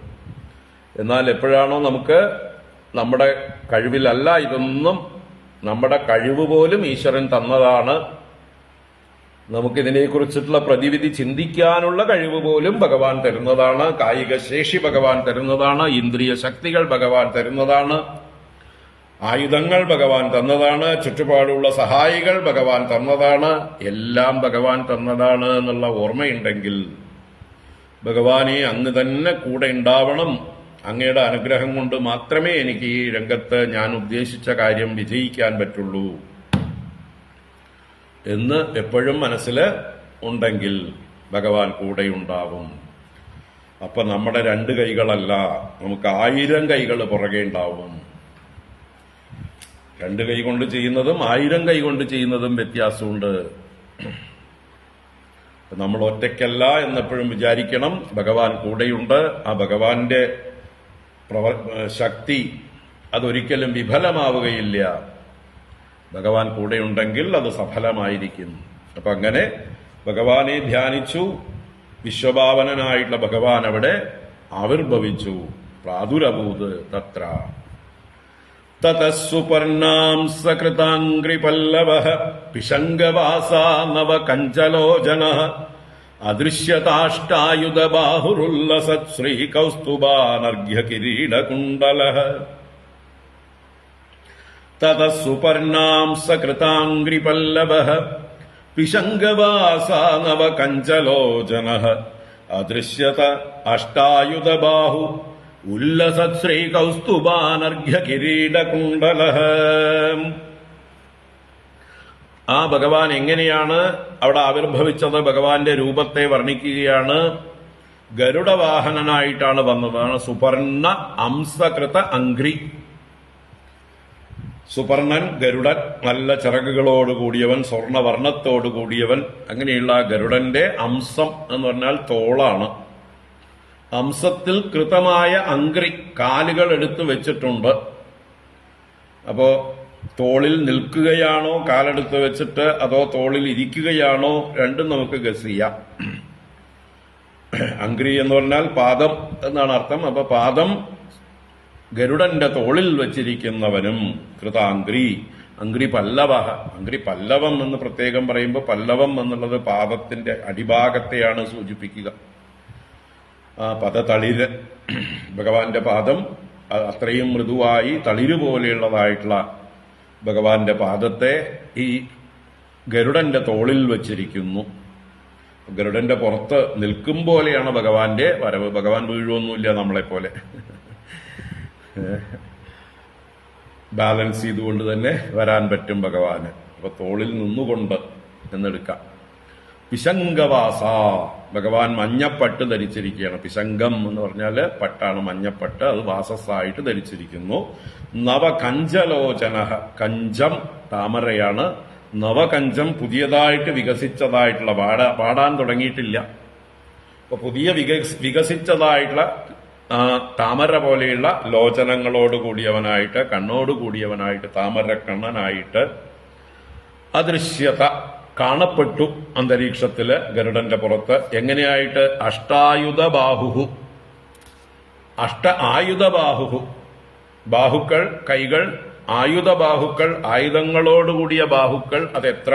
അഷ്ടം, 8 കൈകൾ എന്നർത്ഥം. 4 കൈകളല്ല, ശംഖചക്ര ഗദാപത്മങ്ങളല്ല. അതിന്റെ കൂട്ടത്തില് ശാർങ്കം, അതുപോലെ തന്നെ അമ്പ്, അതുപോലെ തന്നെ നന്ദകം എന്നതായിട്ടുള്ള വാള്, ഇതൊക്കെ കയ്യില് ധരിച്ചിട്ടുണ്ട്. അപ്പൊ പരിചയം ഉണ്ടാവും ഒരു കയ്യില്, വാളും പരിചയം 2 കൈകളില്. 2 കൈകളില് വില്ലും അമ്പും. ഒരു കയ്യില് വില്ല്, ശാർങ്കം, മറ്റൊരു കയ്യില് അമ്പും. അപ്പൊ വനമാലി ഗതി ശാർങ്കി ശങ്കീ ചക്രൈ ച നന്ദകീ ശ്രീമാൻ നാരായണോ വിഷ്ണു വാസുദേവോ വിരക്ഷതു എന്നുള്ള പ്രാർത്ഥനയ്ക്ക് ഭഗവാൻ എങ്ങനെയാണോ, ഏത് രൂപത്തിലാണോ നമ്മുടെ മുമ്പിൽ പ്രത്യക്ഷമാവുക, അതുപോലെ അഷ്ടബാഹുവായിട്ട് ഭഗവാൻ പ്രത്യക്ഷനായി. പിശങ്കവാസ നവകഞ്ചലോചന അദൃശ്യത അഷ്ട ആയുധബാഹു, 8 ആയുധപാണികളോടുകൂടി. ഉല്ലസത് ശ്രീ കൗസ്തുഭാനർഘ്യ കിരീട കുണ്ടലഹ. ഉല്ലസത്ത് എന്നുള്ള കഴിഞ്ഞിട്ട് ഹൈഫൻ ഉണ്ട്, തുടർച്ചയാണ്. ഉല്ലസിക്കുന്നതായിട്ടുള്ള ശ്രീ കൗസ്തുഭം, ഭഗവാന്റെ കണ്ഠത്തിലെ ആ പത്മരാഗമെന്ന രത്നം, അത് ഉല്ലസിക്കുന്നു, നല്ലോണം ശോഭിക്കുന്നു എന്നർത്ഥം. പ്രകാശിക്കുന്നതായിട്ടുള്ള കൗസ്തുഭരത്നവും അനർഘ്യ കിരീട കുണ്ടലങ്ങളോടും കൂടിയവൻ. അനർഘ്യം എന്ന് പറഞ്ഞാല് വിലമതിക്കാനാവാത്തത്. അങ്ങനെയുള്ള കിരീടം ധരിച്ചിട്ടുണ്ട്, രത്ന കിരീടങ്ങൾ ധരിച്ചിട്ടുണ്ട്, കുണ്ടലങ്ങൾ ധരിച്ചിട്ടുണ്ട്. അപ്പൊ അങ്ങനെയുള്ള അമൂല്യങ്ങളായ രത്നങ്ങൾ പതിച്ച കിരീട കുണ്ടലങ്ങളും ധരിച്ച് കൗസ്തുഭരത്നം കണ്ടത്തിൽ ലസിക്കുന്നവനായിക്കൊണ്ട് അഷ്ടബാഹുവായിട്ട് ആ തന്റെ കമലങ്ങളെ, പാദപല്ലവങ്ങളെ ഗരുഡന്റെ തോളിൽ വെച്ചുകൊണ്ട് മഞ്ഞപ്പട്ട് ധരിച്ചവനും താമര കണ്ണനുമായി ഭഗവാൻ അവിടെ പ്രത്യക്ഷനായി.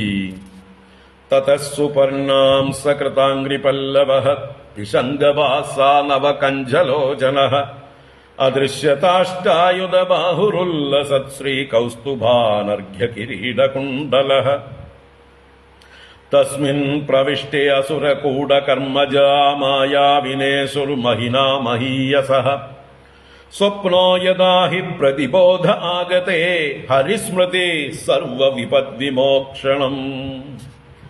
തസ്മിൻ പ്രവിഷ്ടേ അസുരകൂടകർമ്മജാ മായാവിനേസുഃ മഹിനാ മഹീയസഃ സ്വപ്നോ യദാ ഹി പ്രതിബോധ ആഗതേ ഹരിസ്മൃതി സർവവിപദ്വിമോക്ഷണം. നോക്കൂ, തസ്മിൻ പ്രവിഷ്ടേ, അവൻ പ്രവേശിച്ചപ്പോൾ, ഭഗവാൻ പ്രത്യക്ഷമായപ്പോൾ എന്നർത്ഥം. അപ്പൊ ഭഗവാൻ അവിടെ പ്രത്യക്ഷമായതോടുകൂടി, തസ്മിൻ പ്രവിഷ്ടേ സതി, അവൻ പ്രത്യക്ഷമായപ്പോൾ അസുരകൂടകർമ്മജാ മായാ വിനേശുഹു, അസുരന്മാരുടെ കൂടകർമ്മങ്ങളിൽ നിന്ന് ജനിച്ചത്. കൂടം എന്ന് പറഞ്ഞാൽ നിഗൂഢം, കാപട്യം, വഞ്ചന ഒക്കെ അർത്ഥമാണ്. അപ്പൊ കൂടകർമ്മങ്ങളിൽ നിന്ന് ജനിച്ചത് എന്ന് പറഞ്ഞാൽ അവരുടെ മായയിൽ നിന്ന് ജനിച്ചത്, കൂടകർമ്മത്തിൽ നിന്ന് ജനിച്ചതായിട്ടുള്ള മായ. ആ മായാശക്തി വിനേശുഹു, വിനാശത്തെ പ്രാപിച്ചു. സൂര്യൻ ഉദിച്ചു കഴിഞ്ഞാൽ പിന്നെ ഇരുട്ടിനും മഞ്ഞിനും ഒന്നും നിൽക്കാൻ പറ്റില്ല. അതുപോലെയാണ് ഭഗവാന്റെ സാന്നിധ്യത്തില് ഈ അസുരന്മാരുടെ മായയാകുന്ന അന്ധകാരത്തിന് അവിടെ നിൽക്കാൻ പറ്റില്ല. ഇരുട്ടുള്ളിടത്തെ മായ പ്രവർത്തിക്കുള്ളൂ, അല്ലേ? ഇരുട്ടുള്ളിടത്തെ, മറവുള്ളിടത്തെ കാപട്യം പ്രയോഗിക്കാൻ പറ്റുള്ളൂ. നിങ്ങൾക്ക് ഓരോ വിഷയത്തെക്കുറിച്ച് അറിവുണ്ടെങ്കിൽ ആ നിങ്ങളെ ആർക്കെങ്കിലും വഞ്ചിക്കാൻ പറ്റുമോ? ഒരു വസ്തു അത് ഇന്നതാണെന്ന് നിങ്ങൾക്ക് നല്ല ബോധ്യം, ഇതൊരു പേനയാണ്, ഇതിന്ന പേനയാണ്, എനിക്ക് നല്ല ബോധ്യമുണ്ട്, ഇതിനെ ഒരു എന്താ പറയുക, ഇതൊരു ഒലക്കയാണ് എന്ന് ആരെങ്കിലും എന്ന് പറഞ്ഞാൽ ഞാൻ വിശ്വസിക്കുമോ? അപ്പൊ ഇതിനെക്കുറിച്ച് അറിവില്ലാത്ത മൂഢന്മാർ വിശ്വസിക്കും, നമ്മുടെ ഇന്നത്തെ പൊതുജനങ്ങളാകുന്ന കഴുതകളെ പോലെ. രാഷ്ട്രീയക്കാരെന്തൊക്കെ നുണ പറഞ്ഞാലും ഒക്കെ വിശ്വസിക്കുന്ന, സ്വയം വിചാരശക്തി ഇല്ലാത്ത, സത്യാന്വേഷണം വിവേകം ചെയ്യാത്തതായിട്ടുള്ള മൂഢജനങ്ങള്, കള്ള രാഷ്ട്രീയക്കാരെന്ത് പറഞ്ഞാലും അതിനെ വിശ്വസിക്കും. ഇപ്പോ രാത്രിയാണെന്ന് പറഞ്ഞാൽ പകലിനെ രാത്രിയാക്കും, സൂര്യനെ ചന്ദ്രനാണെന്ന് പറഞ്ഞാൽ ചന്ദ്രനാക്കും. എന്തു പറഞ്ഞാലും അവരുടെ കാല് നക്കാനും ഈ അടിമകളെ പോലെ കുറെ രാഷ്ട്രീയക്കാരുണ്ട്, അല്ലെങ്കിൽ പൊതുജനങ്ങളെന്ന കഴുതകളുണ്ട്. അവരൊക്കെ എന്നാണ് ബോധമുള്ളവരാവുക എന്നൊന്നും അറിയില്ല. അവര് ബോധമുള്ളവരായാൽ മാത്രമേ യഥാർത്ഥ ജനാധിപത്യം ഇവിടെ പുലരാൻ പറ്റുള്ളൂ. അല്ലാത്തിടത്തോളം കാലം ഈ മായാധിപത്യം തന്നെയാണ് പുലരാൻ പോകുന്നത്. ആർക്കാണോ കൂടുതൽ മായ പ്രയോഗിക്കാനുള്ള ശേഷിയുള്ളത്, ആർക്കാണോ അധികം ആളുകളെ വഞ്ചിക്കാൻ കഴിവുള്ളത്, അവര് ജയിക്കും.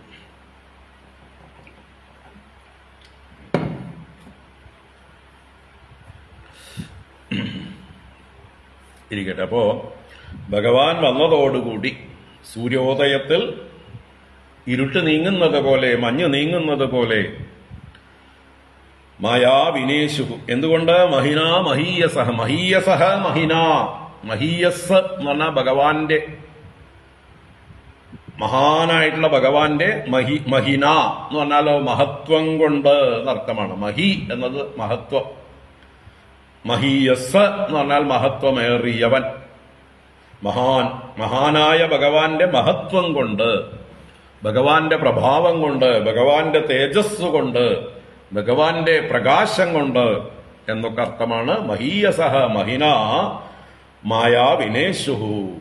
മായ നശിച്ചുപോയി. ഭഗവാൻ പ്രകടമാവുന്നതോടുകൂടി സത്യം പരം ധീമഹി, കയറാണെന്ന് അറിയുന്നതോടുകൂടി പാമ്പ് നശിച്ചു പോകുന്നു. പാമ്പിനെ പിന്നെ തല്ലിക്കൊല്ലുകയോ കത്തിച്ചു കളയുകയോ വേറൊന്നും ചെയ്യേണ്ട ആവശ്യമില്ല. വെളിച്ചം വന്നാൽ മതി എന്നതുപോലെ ഇവിടെ ഭഗവാൻ വന്നതോടുകൂടി അസുരന്മാരുടെ മായകളെല്ലാം നിഷ്പ്രഭമായി നശിച്ചു എന്നർത്ഥം. അതിനൊരു ദൃഷ്ടാന്തം ഇവിടെ പറഞ്ഞു. സ്വപ്നോ യഥാഹി പ്രതിബോധ ആഗതേ. പ്രതിബോധ ആഗതേ സതി. പ്രതിബോധേ ആഗതേ സതി. പ്രതിബോധം എന്ന് പറഞ്ഞാൽ ഉണർവ്, ജാഗ്രത.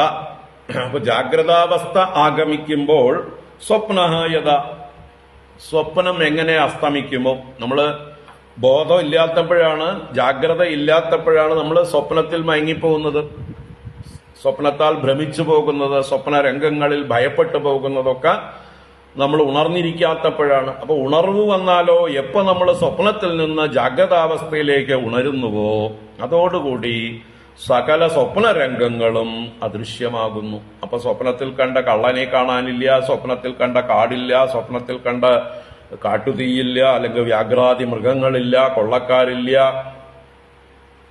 നമ്മള് എവിടെയാണോ ഉറങ്ങാൻ കിടന്നത് ആ AC ബെഡ്റൂമില് നല്ല കിടക്കയില് സുഖമായി കിടക്കണു, പേടി കൊണ്ടൊന്ന് വിയർത്തിട്ടുണ്ട്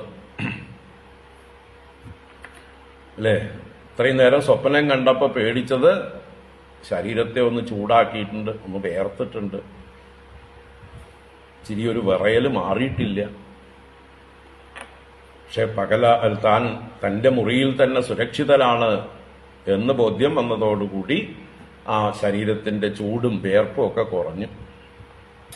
ഒന്ന് എഴുന്നേറ്റിത്തിരി ലൈറ്റൊക്കെ ഇട്ട് വെള്ളമൊക്കെ കുടിച്ചൊന്ന് ബാത്റൂമിലൊക്കെ പോയി ഒന്ന് കാലും മുഖമൊക്കെ ഒന്ന് കഴുകി 4 നാരായണ എന്ന് ജപിച്ച് വന്ന് കിടന്നതോടുകൂടിയിട്ട് സ്വപ്നരംഗം പിന്നെ അലട്ടിയിട്ടില്ല അല്ലേ? അപ്പൊ അതുപോലെ പ്രതിബോധേ ആഗതേ സതി സ്വപ്ന യഥ. ഉണർവ് ജാഗ്രത വരുന്നതോടുകൂടി സ്വപ്നം നശിച്ചു പോകുന്നത് പോലെ, സ്വപ്നരംഗത്തുള്ള സകല വസ്തുക്കളും ഇല്ലാതാവുന്നത് പോലെ ഇവിടെ സ്വപ്ന സമാനമായിട്ടുള്ള അസുരന്മാരുടെ മായ ദേവന്മാരെ വിട്ടുപോയി, ബാധിക്കാതെയായി. മനോഹരമായിട്ടുള്ള ഒരു വരിയാണ് 4ാമത്തെ വരി. വീടുകളിലൊക്കെ എഴുതി വെക്കാവുന്ന, ഗോൾഡൻ ലെറ്റേഴ്സിൽ ഫ്രെയിം ചെയ്ത് വെക്കാവുന്ന വരിയാണ്. ഹരിസ്മൃതി സർവവിപദ് വിമോക്ഷണം. ഒരു വേദവാക്യം പോലെ വളരെ പ്രശസ്തമായിട്ടുള്ള ഒരു പ്രയോഗമാണിത്. ഹരിസ്മൃതി സർവവിപദ് വിമോക്ഷണം. ആ ഹരിയുടെ സ്മൃതി, ഭഗവാന്റെ സ്മരണ ലോകത്തിലുള്ള സകല ദുഃഖങ്ങളെയും ഹരിക്കുന്നവനായ, എല്ലാ ദുഷ്ടന്മാരെയും ഹരിക്കുന്നവനായ, സകല പാപങ്ങളെയും ഹരിക്കുന്നവനായ, ഈ പ്രപഞ്ചത്തെ തന്നെ തന്നിലേക്ക് ഹരിക്കുന്നവനായ, പ്രളയകാലത്ത് ഏതൊരുവനിലേക്കാണോ ഈ പ്രപഞ്ചം മുഴുവൻ ഹരിക്കപ്പെടുന്നത്, അപ്പൊ ആരിൽ നിന്നാണോ ഇതെല്ലാം ഉണ്ടായിരിക്കുന്നത്, ആരിലാണോ ഇതെല്ലാം നിലനിൽക്കുന്നത്, അവൻ തന്നെയാണ് ഹരി. ആ ഹരിയുടെ സ്മരണ, ജന്മാദ്യസ്യ യതഃ സത്യം പരം ധീമഹി, ആ ഹരിസ്മൃതി സർവവിപദ്വിമോക്ഷണം, എല്ലാ ആപത്തുകളിൽ നിന്നും നമ്മളെ മോചിപ്പിക്കുന്നു. ആപത്തുകളൊക്കെ ദ്വൈതത്തിൽ നിന്നാണ്. ദ്വിതീയാദ്വൈ ഭയം ഭവതി, ദ്വന്ദ്വമുള്ളപ്പോഴേ ഭയമുള്ളൂ, രണ്ടിൽ നിന്നേ ആപത്തുള്ളൂ. ഒന്ന് മാത്രമായിരിക്കുമ്പോൾ എവിടുന്ന ആപത്ത്? ആ ഏകവും അദ്വിതീയവുമായിരിക്കുന്ന ഏകസത്ത, പ്രപഞ്ചത്തിന്റെ മുഴുവൻ ആധാരമായിരിക്കുന്ന വസ്തുവാണ് ഇവിടുത്തെ ഹരി. ആ ഹരിയെ സ്മരിക്കുക, സത്യം പരം ധീമഹി, എല്ലാ ആപത്തുകളിൽ നിന്നും മോചനമാണ്. സർവവിപദ്വിമോക്ഷണം, ആത്യന്തികമായിട്ടുള്ള മോക്ഷം അതാണ്. സംസാരമാകുന്ന വിപത്തിൽ നിന്നുള്ള മോക്ഷണമല്ല, അത് താൽക്കാലിക വിപത്തുകൾ മാത്രമല്ല.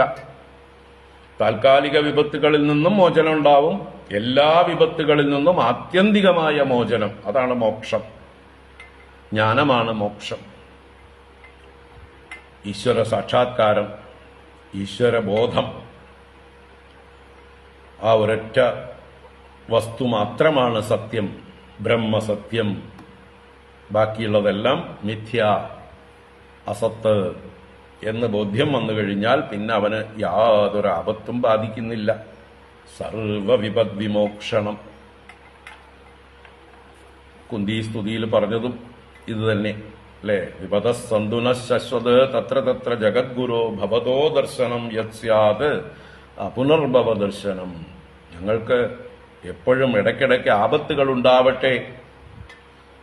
ആ ആപത്തുകൾ ഉണ്ടാവുമ്പോ ഭഗവാനെ ഞങ്ങൾ കാണുന്നു, ഭഗവാന്റെ ദർശനമുണ്ടാകുന്നു. ഭഗവാന്റെ ദർശനമുണ്ടാകുമ്പോഴോ എല്ലാ ആപത്തുകളിൽ നിന്നും മോചനമുണ്ടാകുന്നു, ശ്രേയസ്സുണ്ടാകുന്നു. ഭവതോ ദർശനം യത് സ്യാത് അപുനർഭവ ദർശനം. സംസാരത്തിലേക്ക് വീണ്ടും പുനർഭവിക്കാത്ത ദർശനമാണ് ഭഗവാന്റെ ദർശനം. അപ്പൊ അങ്ങനെയുള്ള ഒരു വേദവാക്യം പോലെയുള്ള വാക്യമാണ് ഹരിസ്മൃതി സർവവിപദ്വിമോക്ഷണം. 4 വരിയിൽ 3 വരിയും പഠിച്ചില്ലെങ്കിലും 4ാമത്തെ വരി മാത്രം ഒന്ന് പഠിച്ച് ഉരുവിട്ടുകൊണ്ടിരിക്കുക. ഹരിസ്മൃതി സർവവിപദ്വിമോക്ഷണം, ഹരിസ്മൃതി സർവവിപദ്വിമോക്ഷണം. ഭഗവത് സ്മരണ നമ്മളെ എല്ലാ വിപത്തുകളിൽ നിന്നും മോചിപ്പിക്കുന്നു. കാരണം ഭഗവാൻ മാത്രമാണ് സത്യമായിട്ടുള്ളത്. ഭഗവാൻ എന്നും നമ്മുടെ കൂടെയുണ്ട്. ഭഗവാനാണ് ഈ ലോകത്തിന്റെ മുഴുവൻ രക്ഷിതാവ്. അപ്പൊ ഈ ലോകരക്ഷ എന്നുള്ളത് ഭഗവാന്റെ കർത്തവ്യമാണ്, ഉത്തരവാദിത്വമാണ്. നമ്മൾ എന്തിനാ തലപുണ്ണാക്കുന്നത്? അല്ലേ?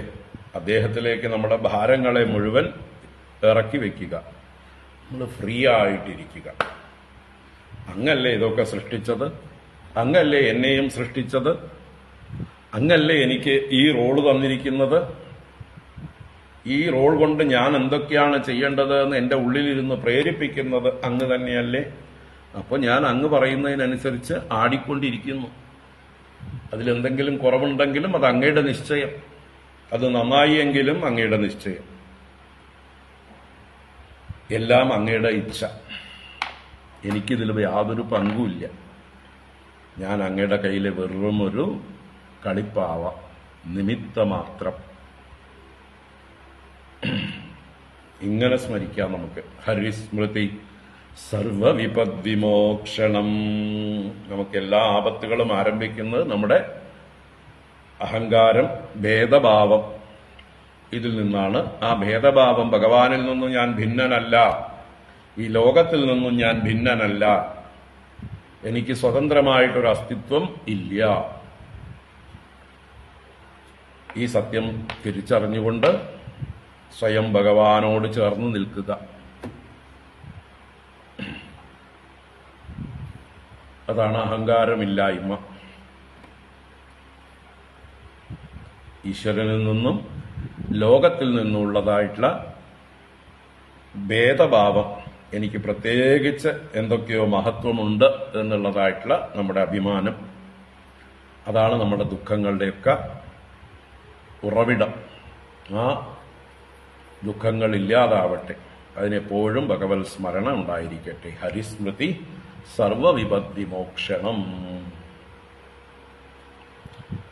ദൃഷ്ട്വാ മൃധേ ഗരുഡവാഹമിഭാരിവാഹ ആവിദ്യശൂലമഹിനോദതകാലനേമിഃ തല്ലീലയാ ഗരുഡമൂർധ്നി പദഗൃഹീത്വാ തേനാഹനൻ നൃപ സവാഹമരിം ത്രദീശഃ. ദൃഷ്ട്വാ മൃദേ ഗരുഡവാഹമിഭാരിവാഹ ആവിദ്യശൂലമഹിനോദതകാലനേമിഃ തല്ലീലയാ ഗരുഡമൂർധ്നി പദഗൃഹീത്വാ തേനാഹനൻ നൃപസവാഹം അരിം ത്രദീശഃ. ദൃഷ്ട്വാ മൃധേ ഗരുഡവാഹം അരാ ഇഭാരിവാഹഃ കാലനേമിഃ. കാലനേമി എന്ന അസുരൻ, ഈ കാലനേമിയാണ് പിന്നീട് കംസനായിട്ട് ജനിക്കുന്നത്. അപ്പൊ ഈ കാലനേമി എന്ന അസുരൻ ഇബാരിവാഹനാണ്. ഇബാരിവാഹൻ എന്ന് പറഞ്ഞാല് ഉള്ള വാഹനം ഇബാരിയാണ്. ഇബാരി എന്ന് പറഞ്ഞാൽ ഇഭത്തിന്റെ അരി. ഇഭം എന്നാൽ ആന, ആനയുടെ ശത്രു സിംഹം. അപ്പൊ എന്ത് വാഹനമാണ്? സിംഹവാഹനൻ. സിംഹവാഹനൻ എന്ന് പറയാൻ വേണ്ടി പറഞ്ഞതാണ് ഇബാഹിവാഹ, ഇബാരിവാഹ. ഇബത്തിന്റെ അരി, ആനയുടെ ശത്രു, വാഹനമായിരിക്കുന്നവൻ, സിംഹം വാഹനമായിരിക്കുന്ന കാലനേമി. അദ്ദേഹം ആരെ കണ്ടു? ഗരുഡവാഹം മൃധേ ദൃഷ്ട്വാ. ഗരുഡവാഹനനെ യുദ്ധരംഗത്ത് കണ്ടു. മൃധേ എന്നാൽ യുദ്ധരംഗത്ത്, യുദ്ധത്തിൽ അർത്ഥം. മൃധം എന്നാൽ യുദ്ധമാണ്. അപ്പൊ മൃധേ യുദ്ധത്തിൽ ദൃഷ്ട്വാ കണ്ടു. ആരെ കണ്ടു? ഗരുഡവാഹനനെ കണ്ടു. ആരാ ഗരുഡവാഹനൻ? ഭഗവാൻ. അപ്പൊ ഭഗവാൻ വിഷ്ണുവിനെ ഈ സിംഹവാഹനനായ കാലനേമി കണ്ടു. എന്നിട്ടോ ആവിദ്യശൂലം അഹിനോത്. ശൂലം ആവിദ്യ, തന്റെ കയ്യിലൊരു ശൂലമുണ്ട്. ആ ശൂലത്തെ ആവേദനം ചെയ്തിട്ട് നല്ലതുപോലെ ചുഴറ്റിയിട്ട് എന്നൊക്കെ അർത്ഥമാണ്. ശൂലം ചുഴറ്റിയിട്ട് അഹിനോത്, അഹിനോത് ജാവലിൻ എറിയുന്നത് പോലെ പ്രഹരിച്ചു. ഭഗവാന്റെ നേരെ ശൂലത്തെ ചുഴറ്റി എറിഞ്ഞു, വിക്ഷേപിച്ചു കാലനേമി. ഭഗവാൻ എന്ത് ചെയ്തു? തത് ലീലയാ ഗരുഡമൂർധനി പതത് ഗൃഹീത്വ. അത് ഗരുഡന്റെ നേർക്കാണ് വന്നുകൊണ്ടിരുന്നത്. ഗരുഡന്റെ മൂർധാവിലേക്ക് വന്നുകൊണ്ടിരുന്ന ആ ശൂലത്തെ തത് ലീലയാ ഗൃഹീത്വ, അതിനെ കളിയായിട്ട് ഭഗവാൻ പിടിച്ചെടുത്തു. തന്റെ നേരെ വരുന്ന, ഗരുഡന്റെ നേരെ വരുന്ന ശൂലത്തെ ഭഗവാൻ ലീലയായിട്ട് പിടിച്ചെടുത്തിട്ട് തേന ആഹനൻ നൃപ സവാഹം അരിം ത്രദീശഃ. ത്രദീശഃ, മൂന്ന് ലോകങ്ങളുടെയും ഈശ്വരനായിട്ടുള്ള ഭഗവാൻ അതിനെ ലീലയായിട്ട് എടുത്തിട്ട് സവാഹം അരിം, ആ സിംഹവാഹനത്തോടു കൂടിയവനായ ശത്രുവിനെ, അരിയെ, കാലനേമിയെ തേന അഹനത്, അതുകൊണ്ട് തന്നെ ഹനിച്ചു, അതുകൊണ്ട് തന്നെ കൊന്നു എന്നർത്ഥം. അപ്പൊ അവന്റെ ആയുധം തന്നെ വാളെടുത്തവൻ വാളാൽ എന്ന് പറഞ്ഞതുപോലുള്ള ശൂലമെടുത്തവൻ ശൂലത്താൽ. ഏത് ശൂലം കാലനേമി ഭഗവാന്റെ നേരെ തുഴറ്റി എറിഞ്ഞുവോ ഭഗവാൻ അതിനെ ലീലയായി പിടിച്ചെടുത്ത് അത് തന്നെ തിരിച്ച് കാലനേമിയുടെയും അവന്റെ വാഹനമായ സിംഹത്തിന്റെയും നേരെ പ്രയോഗിച്ചു. രണ്ടുപേരും അതേറ്റ് മരിച്ചു. അങ്ങനെ കാലനേമി ഭഗവാന്റെ കൈകൊണ്ട് മരിച്ചു. പക്ഷെ അവന്റെ കർമ്മക്ഷയം സംഭവിച്ചിട്ടില്ല, മോക്ഷം കിട്ടിയിട്ടില്ല. അതുകൊണ്ടാണ് അവൻ പിന്നീട് കർമ്മശേഷം കൊണ്ടാണ് കംസനായിട്ട് വന്ന് ജനിക്കുന്നത്. മാലീസുമാല്യതിബലൗ യുധിപേതതുര്യചക്രേണ കൃത്തശിരസൗ അധമാല്യവാന്തം ആഹത്യ തിഗ്മഗതയാഹനദ് അണ്ഡജേന്ദ്രം താവച്ചിരോച്ചിനദഹേർ നതദോരിണാദ്യഃ. മാലീസുമാല്യതിബലൗ യുധിപേതദുർയചക്രേണ കൃത്തശിരസൗ അധമാല്യവാന്തം ആഹത്യ തിഗ്മഗതയാഹനദണ്ഡചേന്ദ്രം താവത് ശിരോ അച്ഛിനതരേർന്നതോരിണാദ്യഃ. അപ്പോ കാലനേമിയെ ഭഗവാൻ നിഗ്രഹിച്ചു. അതോടുകൂടി വേറെയും ചില അസുരന്മാർ വന്നു. ആരാണ്? മാലി, സുമാലി. രണ്ട് സഹോദരന്മാരാണ്, മാലിയും സുമാലിയും. അതിബലവു, ഇവര് അതിബലവാന്മാരാണ്. രണ്ട് സഹോദരന്മാരും അതിബലവു. യുതിപേതതുഹു, യുദ്ധത്തിൽ വന്ന് പതിച്ചു. പേതതു എന്നുള്ളത് ദിവചനമാണ്. രണ്ടുപേരും വന്ന് ഭഗവാന്റെ നേരെ പാഞ്ഞടുത്തു, പതിച്ചു എന്നർത്ഥം. അപ്പൊ ഭഗവാനോ അവരെന്ത് ചെയ്തു? യച്ചക്രേണ കൃത്തശിരസൗ, അവര് രണ്ടുപേരും കൃത്തശിരസന്മാരായി, ശിരസ് കൃന്ദനം ചെയ്യപ്പെട്ടവരായി. എങ്ങനെ? ചക്രേണ, ഭഗവാന്റെ കയ്യിലുള്ള സുദർശന ചക്രത്താൽ രണ്ടുപേരുടെയും ശിരസ് കൃന്ദനം ചെയ്യപ്പെട്ടു, മുറിക്കപ്പെട്ട തലയോടുകൂടിയവരായി. അതാണ് കൃത്തശിരസൗ. ശിരസൗ എന്നുള്ളത് രണ്ടുപേരെ സൂചിപ്പിക്കുന്ന ദ്വിവചനം. കൃത്തശിരസ് എന്ന ഏകവചനം, ശിരസൗ ദ്വിവചനം. അപ്പോഴോ മാലിയുടെയും സുമാലിയുടെയും ശിരസിനെ ഭഗവാൻ സുദർശനം കൊണ്ട് ഛേദിച്ചപ്പോൾ അത് മാല്യവാൻ, അനന്തരം മാല്യവാൻ എന്ന് പറയുന്നതായിട്ടുള്ള അസുരൻ തം ആഹത്യ തിഗ്മഗതയാ അഹനത് അണ്ഡചേന്ദ്രം. ആഹത്യ എന്ന് പറഞ്ഞാൽ നേരിട്ട് വന്ന്, തിഗ്മഗതയാ തന്റെ തീക്ഷ്ണമായ ഗത കൊണ്ട്, ശക്തിയേറിയ ഗത കൊണ്ട്, വലിയ ഗത കൊണ്ട്, തം അണ്ഡചേന്ദ്രം അഹനത്. അണ്ഡചേന്ദ്രൻ എന്ന് പറഞ്ഞാൽ ഗരുഡനെ സൂചിപ്പിക്കുന്നതാണ്. അണ്ഡജം എന്ന് പറഞ്ഞാല് മുട്ടയിൽ നിന്ന് ജനിക്കുന്നതാണ്. മുട്ടയിൽ നിന്ന് ജനിക്കുന്നതിൽ ഏറ്റവും ശ്രേഷ്ഠമായ ഒരു ജന്മമാണ് ഗരുഡന്റേത്. അതുകൊണ്ട് പക്ഷീന്ദ്രൻ. പക്ഷീന്ദ്രൻ എന്ന് പറയാൻ അണ്ഡചേന്ദ്രൻ എന്ന് പറഞ്ഞു അല്ലെ. മുട്ടയിൽ നിന്ന് വിരിയുന്നതായിട്ടുള്ള ജന്തുക്കളിൽ വെച്ച് ഏറ്റവും ശ്രേഷ്ഠമായത് ആരാന്ന് ചോദിച്ചാല് അണ്ഡജങ്ങളിൽ വെച്ച് ശ്രേഷ്ഠൻ, ഏറ്റവും ഉയരത്തിൽ പറക്കുന്ന, ഏറ്റവും ശക്തനായിട്ടുള്ള ഗരുഡൻ തന്നെയാണ്.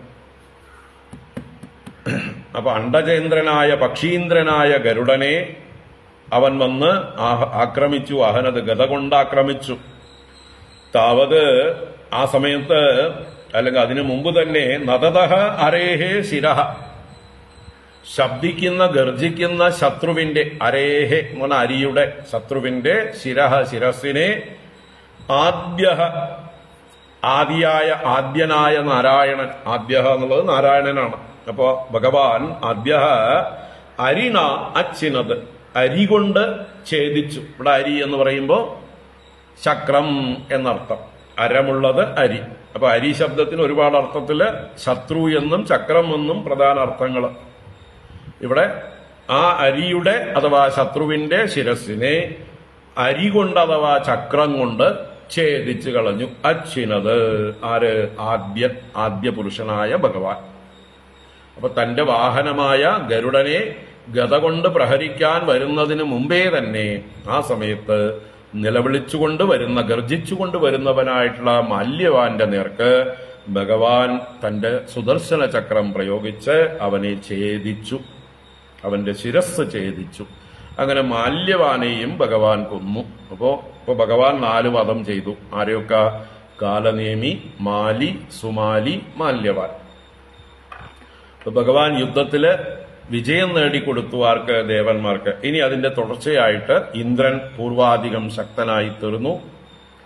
ഇന്ദ്രന്റെ നേതൃത്വത്തിൽ ദേവന്മാര് അസുരന്മാരോട് യുദ്ധം ചെയ്യുന്നു. ഓരോരോ ശ്രേഷ്ഠന്മാരായ അസുരന്മാരെ അഥവാ ശക്തന്മാരായ അസുരന്മാരെയും ഇന്ദ്രൻ വധിക്കുന്നതായിട്ടുള്ള കഥകളൊക്കെ അടുത്ത അധ്യായത്തിൽ തുടരുന്നു. നമുക്ക് വൈകുന്നേരം കാണാം. ഓം ഹരി ഓം. ഇത് ശ്രീമദ്ഭാഗവതേ മഹാപുരാണേ പാരമഹംസ്യാം സംഹിതായാം അഷ്ടമസ്കന്ധേ ദശമോऽധ്യായഃ. സർവത്ര ഗോവിന്ദനാമ സങ്കീർത്തനം. ഗോവിന്ദ ഗോവിന്ദ. നാരായണാഖില ഗുരോ ഭഗവൻ നമസ്തേ. നാരായണാഖില ഗുരോ ഭഗവൻ നമസ്തേ. നാരായണാഖില ഗുരോ ഭഗവൻ നമസ്തേ. കായേന വാചാ മനസേന്ദ്രിയൈർവാ ബുദ്ധ്യാത്മനാ വാ പ്രകൃതേ സ്വഭാവാത് കരോമി യദ്യത് സകലം പരസ്മൈ നാരായണായേതി സമർപ്പയാമി. ഓം ശാന്തി ശാന്തി ശാന്തി. ഹരി ഓം ശ്രീ ഗുരുഭ്യോ നമഃ. ഹരി ഓം. ഹരി ഓം. ഇന്ന് വൈകുന്നേരം നോക്കാം.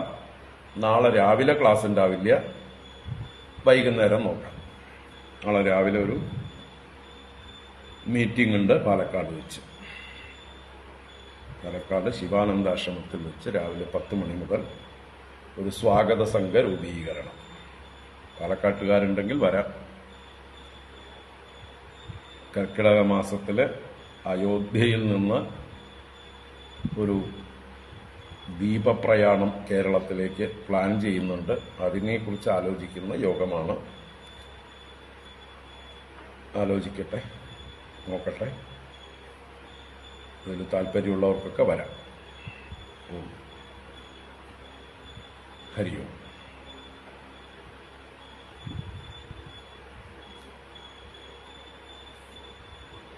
നാരായണ. എല്ലാവർക്കും ശുഭദിനം.